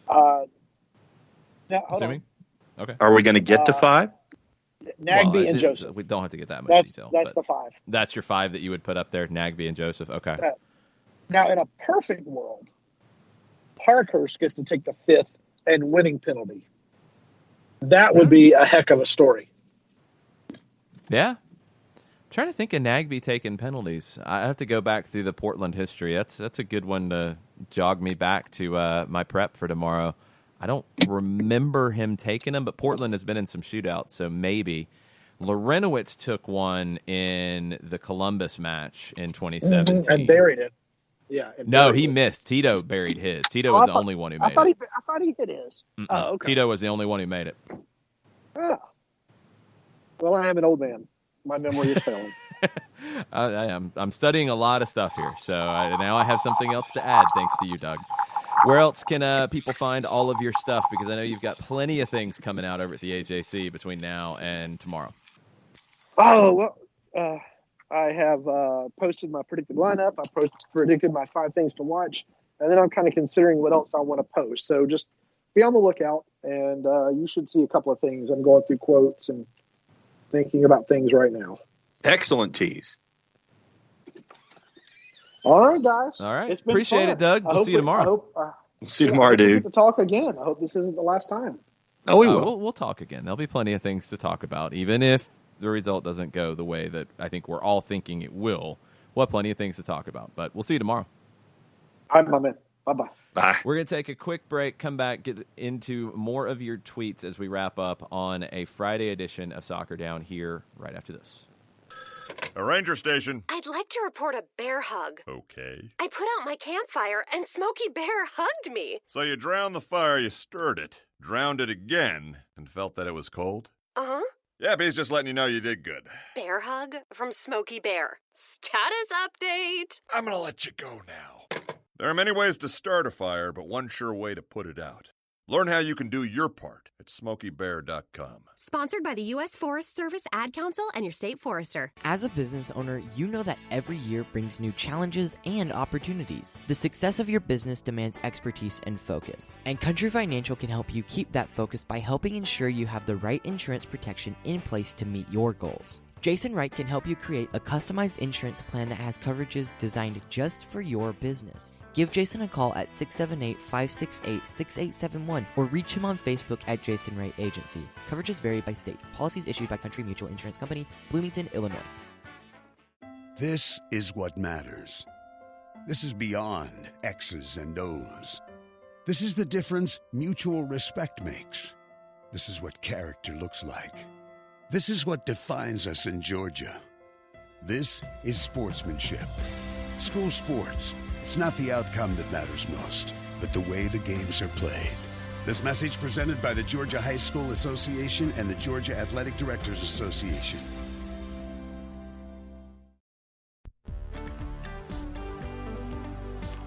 If you've been hurt in a car wreck, contact my friend Steve Apolinsky of Apolinsky and Associates. He's been representing individuals for over 30 years throughout Georgia and Alabama. Email him at steve@aa-legal.com or call him 24/7 at 404-377-9191. The initial consultation is free.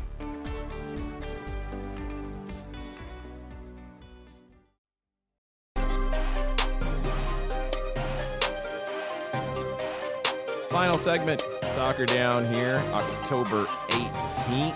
Getting ready for the playoffs starting tomorrow. 1:08 kickoff. Spread the word. This is not one to amble in slowly to the bins in the morning, expecting kickoff to be at 1:30. It's not. It's 1:08.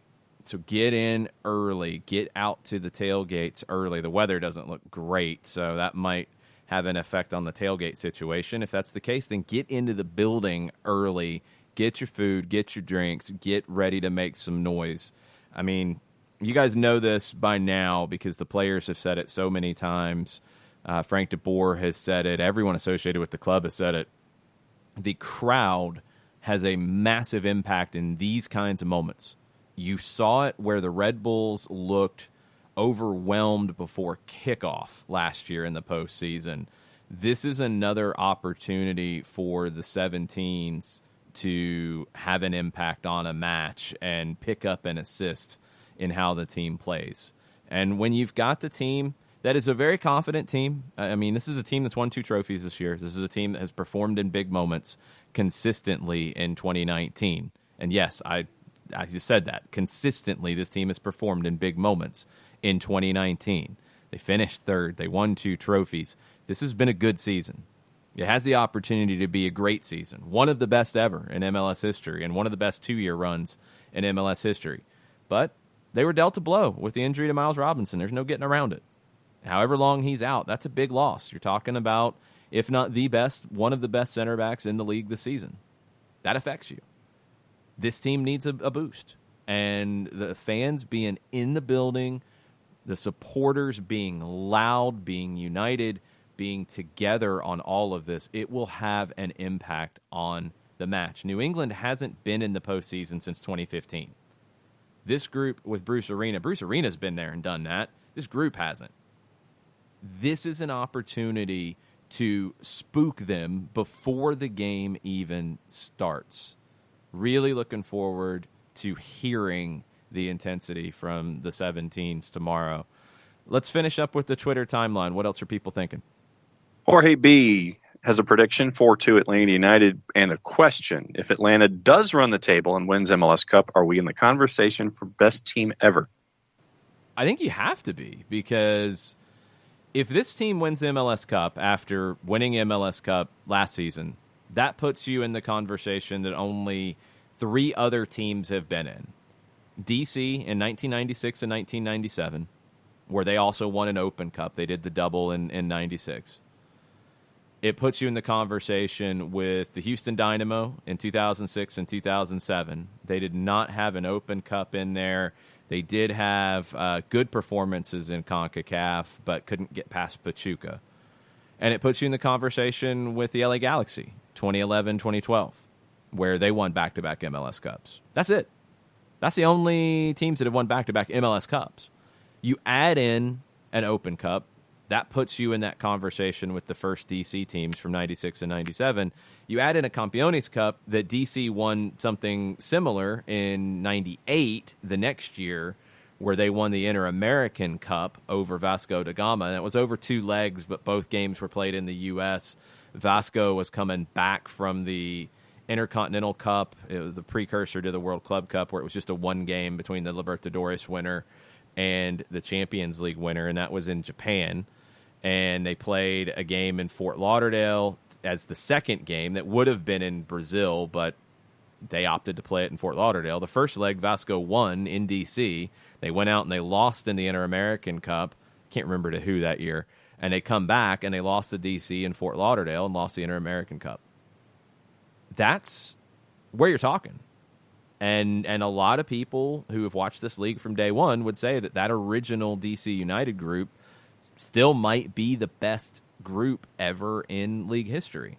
Well, if you win back-to-back MLS Cups, add in an Open Cup, add in a Campeones Cup over Club America, which is not quite the same as what DC did, but it's not all that different because of the situation Vasco was in.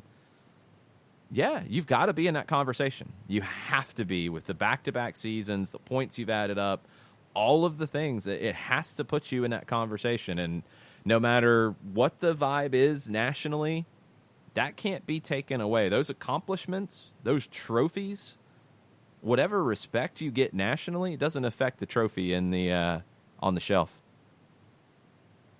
Lewis Martin, listening this morning, as always, from Huntsville. He says, listening about Greenville makes me want a club in Huntsville even more. Greenville has set a bar. I mean, what Greenville's done this year with their success, what League One has done. And a lot of people will point at Lansing and say, well, see. That doesn't take away from Greenville. That doesn't take away from Statesboro. It doesn't take away from the success stories in League One. League One has had good things happen this season. I think they'll continue to have more. Omaha could be a great fit next year. For the second teams that are in League One, it's been a good situation. North Texas, I mean, that's been the issue for Dallas for a number of years, is getting these young guys talent, getting these talented young guys games. And now you've got a trophy on the line. That's why you do this. You do want to develop the talent. You do want to put them in the games. We talk about that with Atlanta United too all the time. But then your next step is to win, because that goes into all of it. So League One's had a great year. It's only going to grow from here, even with the misstep in Lansing, which you have to address why it happened.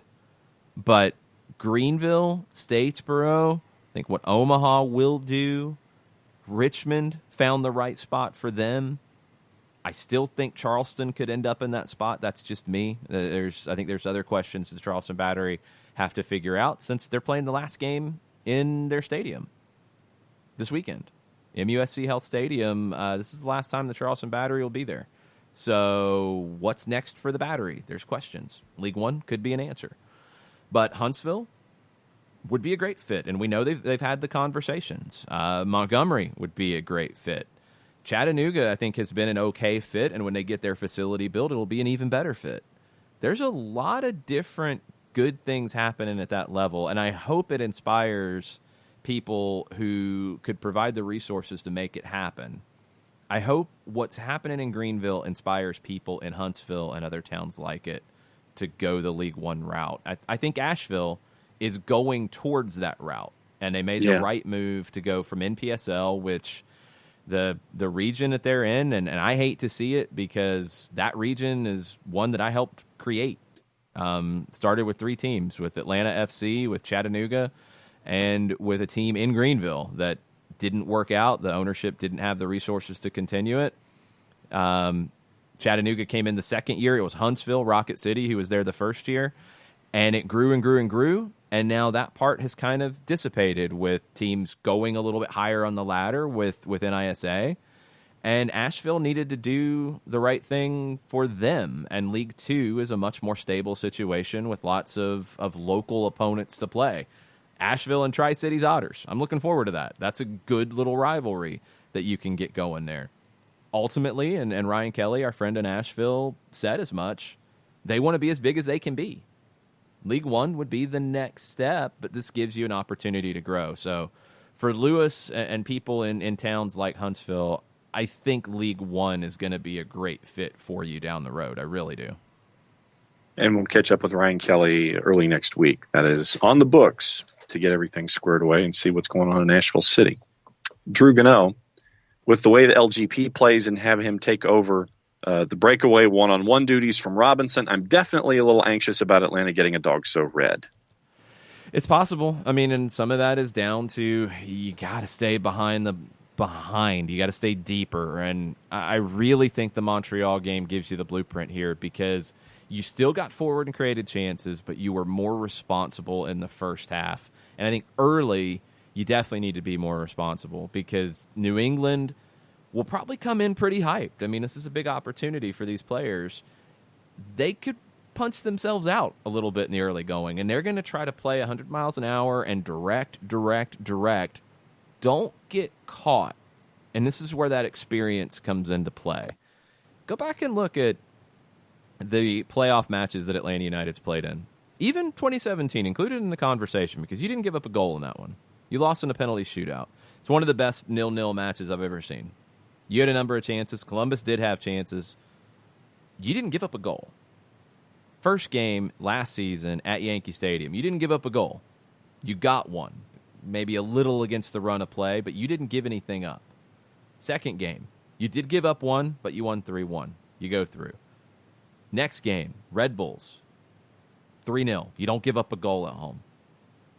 Then you go to Red Bull Arena, you have the 3-0 lead, you hold them to 1 in the last minute of stoppage time, you go through. MLS Cup, at Mercedes-Benz Stadium, you didn't give up a goal. They've conceded 1 goal at home in the postseason, and they've only conceded 2 goals overall in the postseason. One was in stoppage time where you had a 3-0 lead and you were in. And the other, NYC made it a little trickier, but you still go through and win 3-1 in that one. You had a 3-0 lead on aggregate when NYC got that goal. So both times you conceded in the postseason, you had a 3-0 lead at the time. This has been a really good postseason team. You add in the Open Cup run this year, you add in the Campeones Cup game, this is a team that knows how to play in these moments. They have to show it tomorrow against a team that hasn't played in these moments. You have to like Atlanta's chances in that situation. Katie Weaver with a link to the story by the 4-letter where Italy's introducing VAR for tracking down racist fans. Yeah, I mean, it's a good headline. It's not far. They're videoing fans acting like fools in the stands, which is something that England's done a really good job with. And glad Italy's on board. It kind of makes sense. It's kind of a no-brainer. And I am hoping that it works. It's still going to take time. Don't get despondent as this takes time. I've seen a lot of people kind of have this attitude about Mexico and the 4-letter chant that still pops up, but not as much as it used to because it takes time. It takes commitment. The Mexican Federation, the Mexican national team, several of the key players for the Mexican national team have been out in front of this and trying to eliminate this element. Serie A needs to catch up across the board. Some clubs are, some players are. They need more support in eradicating this. This is a good step in the right direction, but it's not going to change everything overnight. Don't get despondent when it doesn't. Keep pushing, because that's what it's going to take. Shiva says Frank didn't seem too pleased with the playoff format. You worked too hard all season. The season could come to an end with one game. I personally hope the playoff format changes next year. I don't like the playoff format because what Frank said about it being a cup, and of course I see people with funny comments. Yeah, that's what you turned it into. And the playoffs shouldn't feel like a cup. That's not what they are. Do the Major League Baseball, NBA, Stanley Cup playoffs, do they feel like a cup? No, because it's a series. You're not going to play a best of 7 in soccer, but there's a very established way of doing it where each team gets a match, and it's 180 minutes, and you play it out. And I thought it worked fine last year. Thought it's worked fine in previous years. If you want to have a knockout round, okay, fine, have a knockout round. But when you get down to the nitty-gritty of it, this should determine the best team for the season. And you're going to have playoffs in this league. Sorry, that's how it's going to be, because you're not going to play every team home and away to have a champion over the full season. It's not going to happen. It's not the way that sports have been done in this country. It's not the way that it makes sense for this league. Not the size they are, not where they're going. So you're going to have playoffs. So don't go the other direction and make the playoffs like a cup and chaotic and bringing chance into it. Make the playoffs help decide the best team for the season, because that's the whole freaking point. That is the whole point of the playoffs. You want the champion there. Do you sometimes get a team who makes a late run and they get hot and they go through the playoffs? Yes, you do. That happens. I think sports fans understand that concept. But this takes that to the extreme and adds in the element, not just of a team getting hot late, but a team coming in and playing negatively, playing defensively, playing unimaginative soccer, and winning MLS Cup, because everything is a knockout. When you say that it's like a cup, that's what you mean. Cup games are commonly with teams from higher leagues and lower leagues. What do the lower teams do in cup games? They sit back. They wait for their chance. If they take it to penalties, they take it to extra time, they're happy. When you have replays like you do in England, you're thrilled if you get a replay out of it. That's not what the playoffs should be. So I really do hope they change it. I don't care as much about the number of teams in it. If you want to have a knockout round first to eliminate, fine. But when you get down to the final 8, the final 4 in each conference, it should be over 2 legs. 2 more before we go, and they're kind of tied together. Our friends at Pizzeria Zuri released their pregame hype video, and we had cameo from Percy Herrera, who drove up in a rather large vehicle, and Daniel Price thought that what Pizzeria Zuri did, and Atlanta United actually, they liked the video and thought that it was fantastic. So Percy wanted to know what our thoughts were on Newcastle being the second major club to publicly criticize the M&T. Yeah. Oh, boy. When you're getting Newcastle on your side, I don't know if that's a great thing in general, but this is, we talked about it a little bit with Doug. I want to provide the proper context because I don't think we completely got there in that conversation since we were in the midst of a lot of different things. Yedlin returned to Newcastle on Thursday, so they've got one training session to prepare for Chelsea.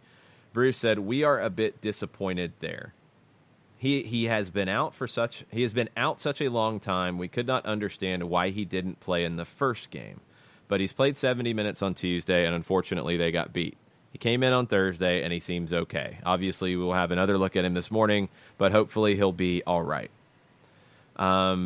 Bruce continued, "The most difficult thing with the international break is we only got some of them back on Thursday. 2 of them yesterday just did a recovery session, blah, blah, blah, blah, blah."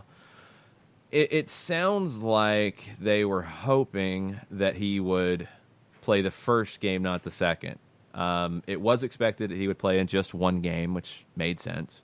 He did. It was just the second game. It's a different conversation. He had just returned from a long-standing groin issue. So it creates a whole different set of circumstances than the Miles Robinson situation. The Miles Robinson situation, I'm sorry, maybe I'm out on a limb here, but there's no logic in the way that it was handled. None. Nope. None. And there's no point to the way it was done. Yedlin playing in the more difficult of the two games is a little bit different scenario. Still, you wonder what the conversations were. And Steve Bruce doesn't give you any, peek at what conversations happened between Newcastle and the U.S. Soccer Federation about DeAndre Yedlin's availability and where he was fitness-wise. Now, Frank DeBoer said it yesterday. The Federation, the national team program, was asked to take it easy on Miles Robinson because of his workload. Atlanta United has a sports science department that Ryan Alexander was part of the national team sports science department before. So he knows differences in workload. He knows how things go. When you're getting a request to take it easy on a player who is not just any player, and this is the point that everybody wants to leave out of this. It's not just any player. Miles Robinson was a last-minute replacement for the injury to Walker Zimmerman. He was going to go to the U23s. That tells you that Greg Berhalter did not plan on playing him because he didn't call him in initially. He didn't play him against Cuba, which would have been the more likely game to play him. Why are you even bothering with his fitness at that point when you've been asked to take it easy? Robinson could have either went very light in the session that has been described as a post-match training session, not a cool-down. So that plays into it. Nobody said it's a cool-down, it's bad luck, whatever it happens. You were asked to take it easy.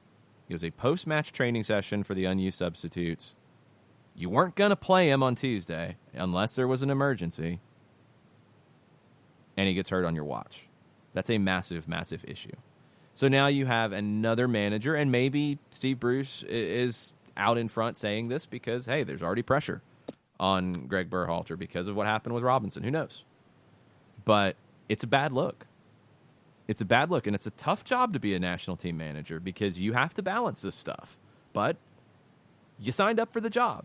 You have to balance this stuff because these players play, in Miles's case, he's been part of, I believe, without going back to look, at least 40 of the 44 matches Atlanta United's played. He didn't start two. Didn't start the Vancouver game, didn't start the Club America game. I'd have to go back and look through the Open Cup games. But you're talking about a player who's played a lot of minutes this season. Played more minutes than just about everybody in MLS. You have to manage that, especially when he's not a priority to you winning the game. Yedlin, if you feel like he's your best right back, the Canada game's tough. Okay, I can understand why you opted for that game. I can follow logic there. I can't follow the logic of having a club ask you to take it easy on somebody and you don't when you're not going to play them anyway. They weren't even part of your original squad and they get hurt. You have to take responsibility for that. You have to. It's unacceptable for that to happen. Anything else on Twitter? No, but do you have a Prize Picks update for us? That is a good call. Go to myprizepicks.com, the Prize Picks app on Android and iOS. You do have an MLS board this weekend. We will run through it quickly. Use the code SDH if you're a new sign-up to this. Daniel Price can testify to it. He's done very well with Prize Picks. If you use the SDH code when you sign up, you'll get 25% of your initial deposit matched up to $1,000. You'll get a free 2-pick play valued at $25. You'll get a lot of that back if you only get half of it to kind of get the ball rolling for you on your Prize Picks journey. You've got everything that you can pick from. It's not just one sport. You get to pick up to 4 for a play, and you're picking over-unders. It's a very easy way to do daily fantasy, but you can mix and match a Falcons player, an Atlanta United player, a college player you like, and you can add a hockey player into it. You can add golf, tennis, esports, whatever you want. You've got all of that possibility on the table for you at Prize Picks. Your board for the first day of the playoffs: Joseph Martinez, 12. Carlos Heel, 3.5. Raul Ruidiaz, 7.5. Jesus Ferreira, 3. Alejandro Pozuelo, 5. Josie Altidore, 6. Wayne Rooney, 4.5. Albert Rusnak, 5. Diego Valeri, 5.5. Brian Fernandez won't play. Casper Shabilko might not play. He's 7. Daniel Royer, 6. Darwin Quintero, 5. Zlatan, 12.5. My gut reaction is Valeri over, Quintero over, Rooney over. Zlatan over? Like. No. You take what you want. I don't like it. That's why I didn't pick it. Yeah. I was 12.5. And if LA is going to have to advance, he's going to have to go nuts. And that's why I was like 12.5. I think Minnesota's being disrespected by a lot of people. I think Minnesota's a far better team than the LA Galaxy. They gave up 4 goals to Vancouver and to Houston in the final 2 games of the regular season. What are they going to give up to a good team in Minnesota? That's my concern when it comes to the Galaxy. 11 billion goals. I have no idea. They might. They might figure it out. Zlatan could score 3. I mean, he could, sure. But I have no faith in the Galaxy shutting anything down. And I think as that game goes on, I don't think the Galaxy are tough enough mentally. Not the way they finished the season. So if Minnesota gets a couple goals because of bad defending, I don't see the Galaxy fighting back into it. I just don't. I think the Galaxy have to get out, score a bunch of goals early, and try to hold on for dear life. I think that's how it's going to go. We're caught up.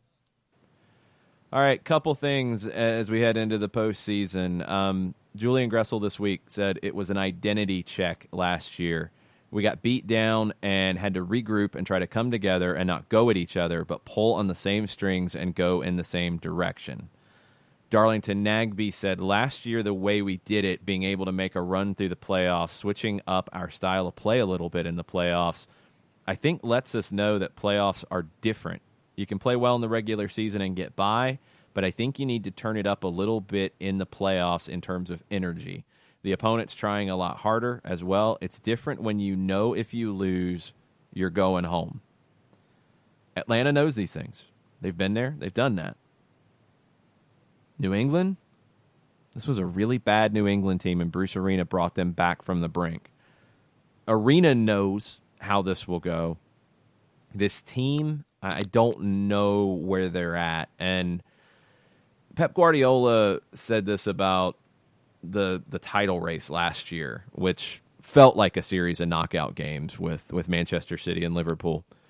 He said, now it's who handles the pressure, who is more stable. And I thought that was an interesting way to put it. Stable.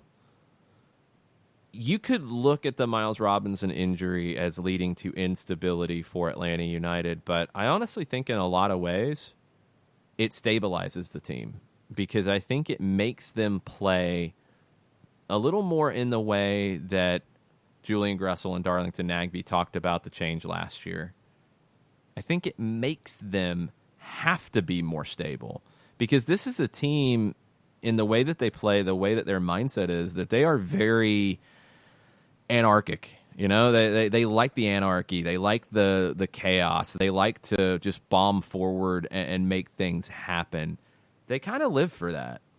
Last season, it was Tata Martino and the team itself who I think kind of all looked in the mirror and said, we do like that. That's fun. But fun doesn't necessarily lift a trophy, and we'd like to have more fun celebrating a championship. And they did. They've done that more this season as well. This, I really do think, in a lot of ways, the quote that I mentioned with Mike from Cruyff, every disadvantage has its advantage. I think this is a situation with Robinson that can give this team a little more stability. And I think stability is critical when you get into this time of the year. Tata Martino talked about it last year. You know, look, you get into this portion of any competition that has this type of structure. If you're talking about a Champions League, if you're talking about a Copa Libertadores, teams don't play in these moments in the same way that they do in the regular season. You don't. In the regular season, you can be more free. You can take more chances. If you lose, you lose. It's all good. That's not what this time of year is about. That's not what this match is about. It's about survival. And, I mean, Tata's famous quote last year, here when you make a mistake and commit an error, you're eating nuts in your own house.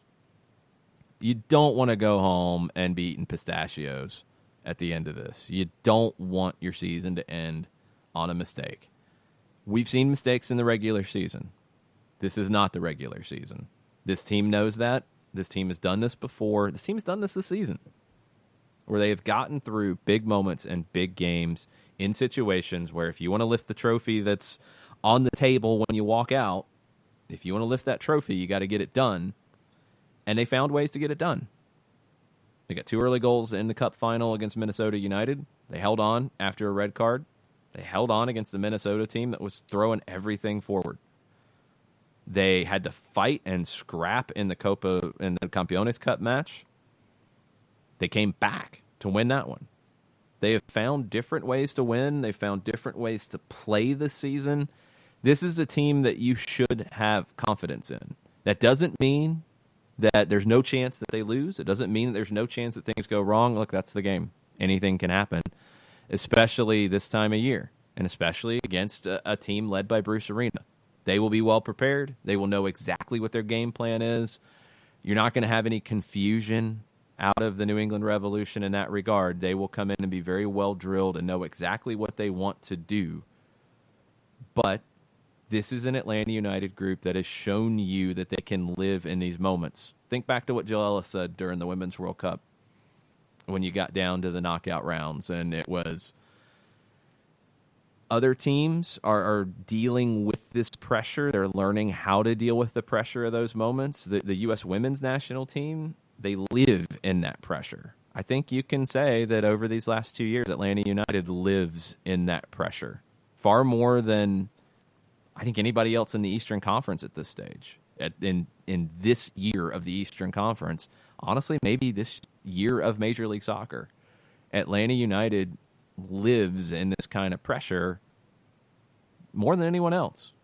And now it starts again, and it's a journey, and you've got one game at a time, 90 minutes at a time. Honestly, you're probably breaking it down even further. It's 45 minutes at a time. You want to win every 45-minute segment, and you want to do whatever it takes. If it is a goal scored with your backside, if it's a goal scored with the highest of quality, if it's a penalty, if it's a volley from 30 yards, whatever it takes, and whatever it takes to keep a goal out, whether it's a great save from Brad Gazan, who's going to be critical in the postseason. We saw him make so many big saves last year in the playoffs. Brad Gazan will be critical. The back line, Leandro Gonzalez-Perez, if he plays at the level we've seen him play in big games before, Atlanta will be fine. Michael Parkhurst, he's playing to extend his career. He wants to go out with another trophy. You heard him say it on decision day. He's going to be as motivated as he's ever been in his career. Franco Escobar, God, think back to the postseason last year. Franco Escobar was your best player. The MVP of the postseason last year, in my opinion. Been there and done that. Atlanta United should show all this tomorrow and should be able to show the rest of the league that, hey, disrespect us, think that we're going to get upset. Out of your 6 experts on MLSsoccer.com, 3 pick New England. That should be a motivating factor. Disrespect Atlanta United at your peril, because this is a group that has shown they can win these games. And I think they do take care of it tomorrow, and they handle New England, which won't be easy, but I think they'll take care of it, and they'll move on to Thursday. We'll be back Monday to talk about it, whatever happens, on Nova Reaction Monday at 9 o'clock. Thanks to all of you for listening all week, for sharing posts and tweets and telling your friends and asking questions and being part of the conversation and being part of, I think, the greatest region for soccer in the United States. So thanks for all of that. We'll be back on Monday to talk to y'all. We'll be on the radio tomorrow. Mike and I starting at 12:30 on 92.9, on radio.com, on the Atlanta United app, on SiriusXM, and even for our friends north of the border on XM Canada XM Talks. Go check it out. But thanks for listening. Thanks for everything. Talk to y'all on Monday. Mucha plata, y'all. 9:30 in the Gulch for the pregame show with us. We'll see how wet we get. Amen, brother. Mucho platio.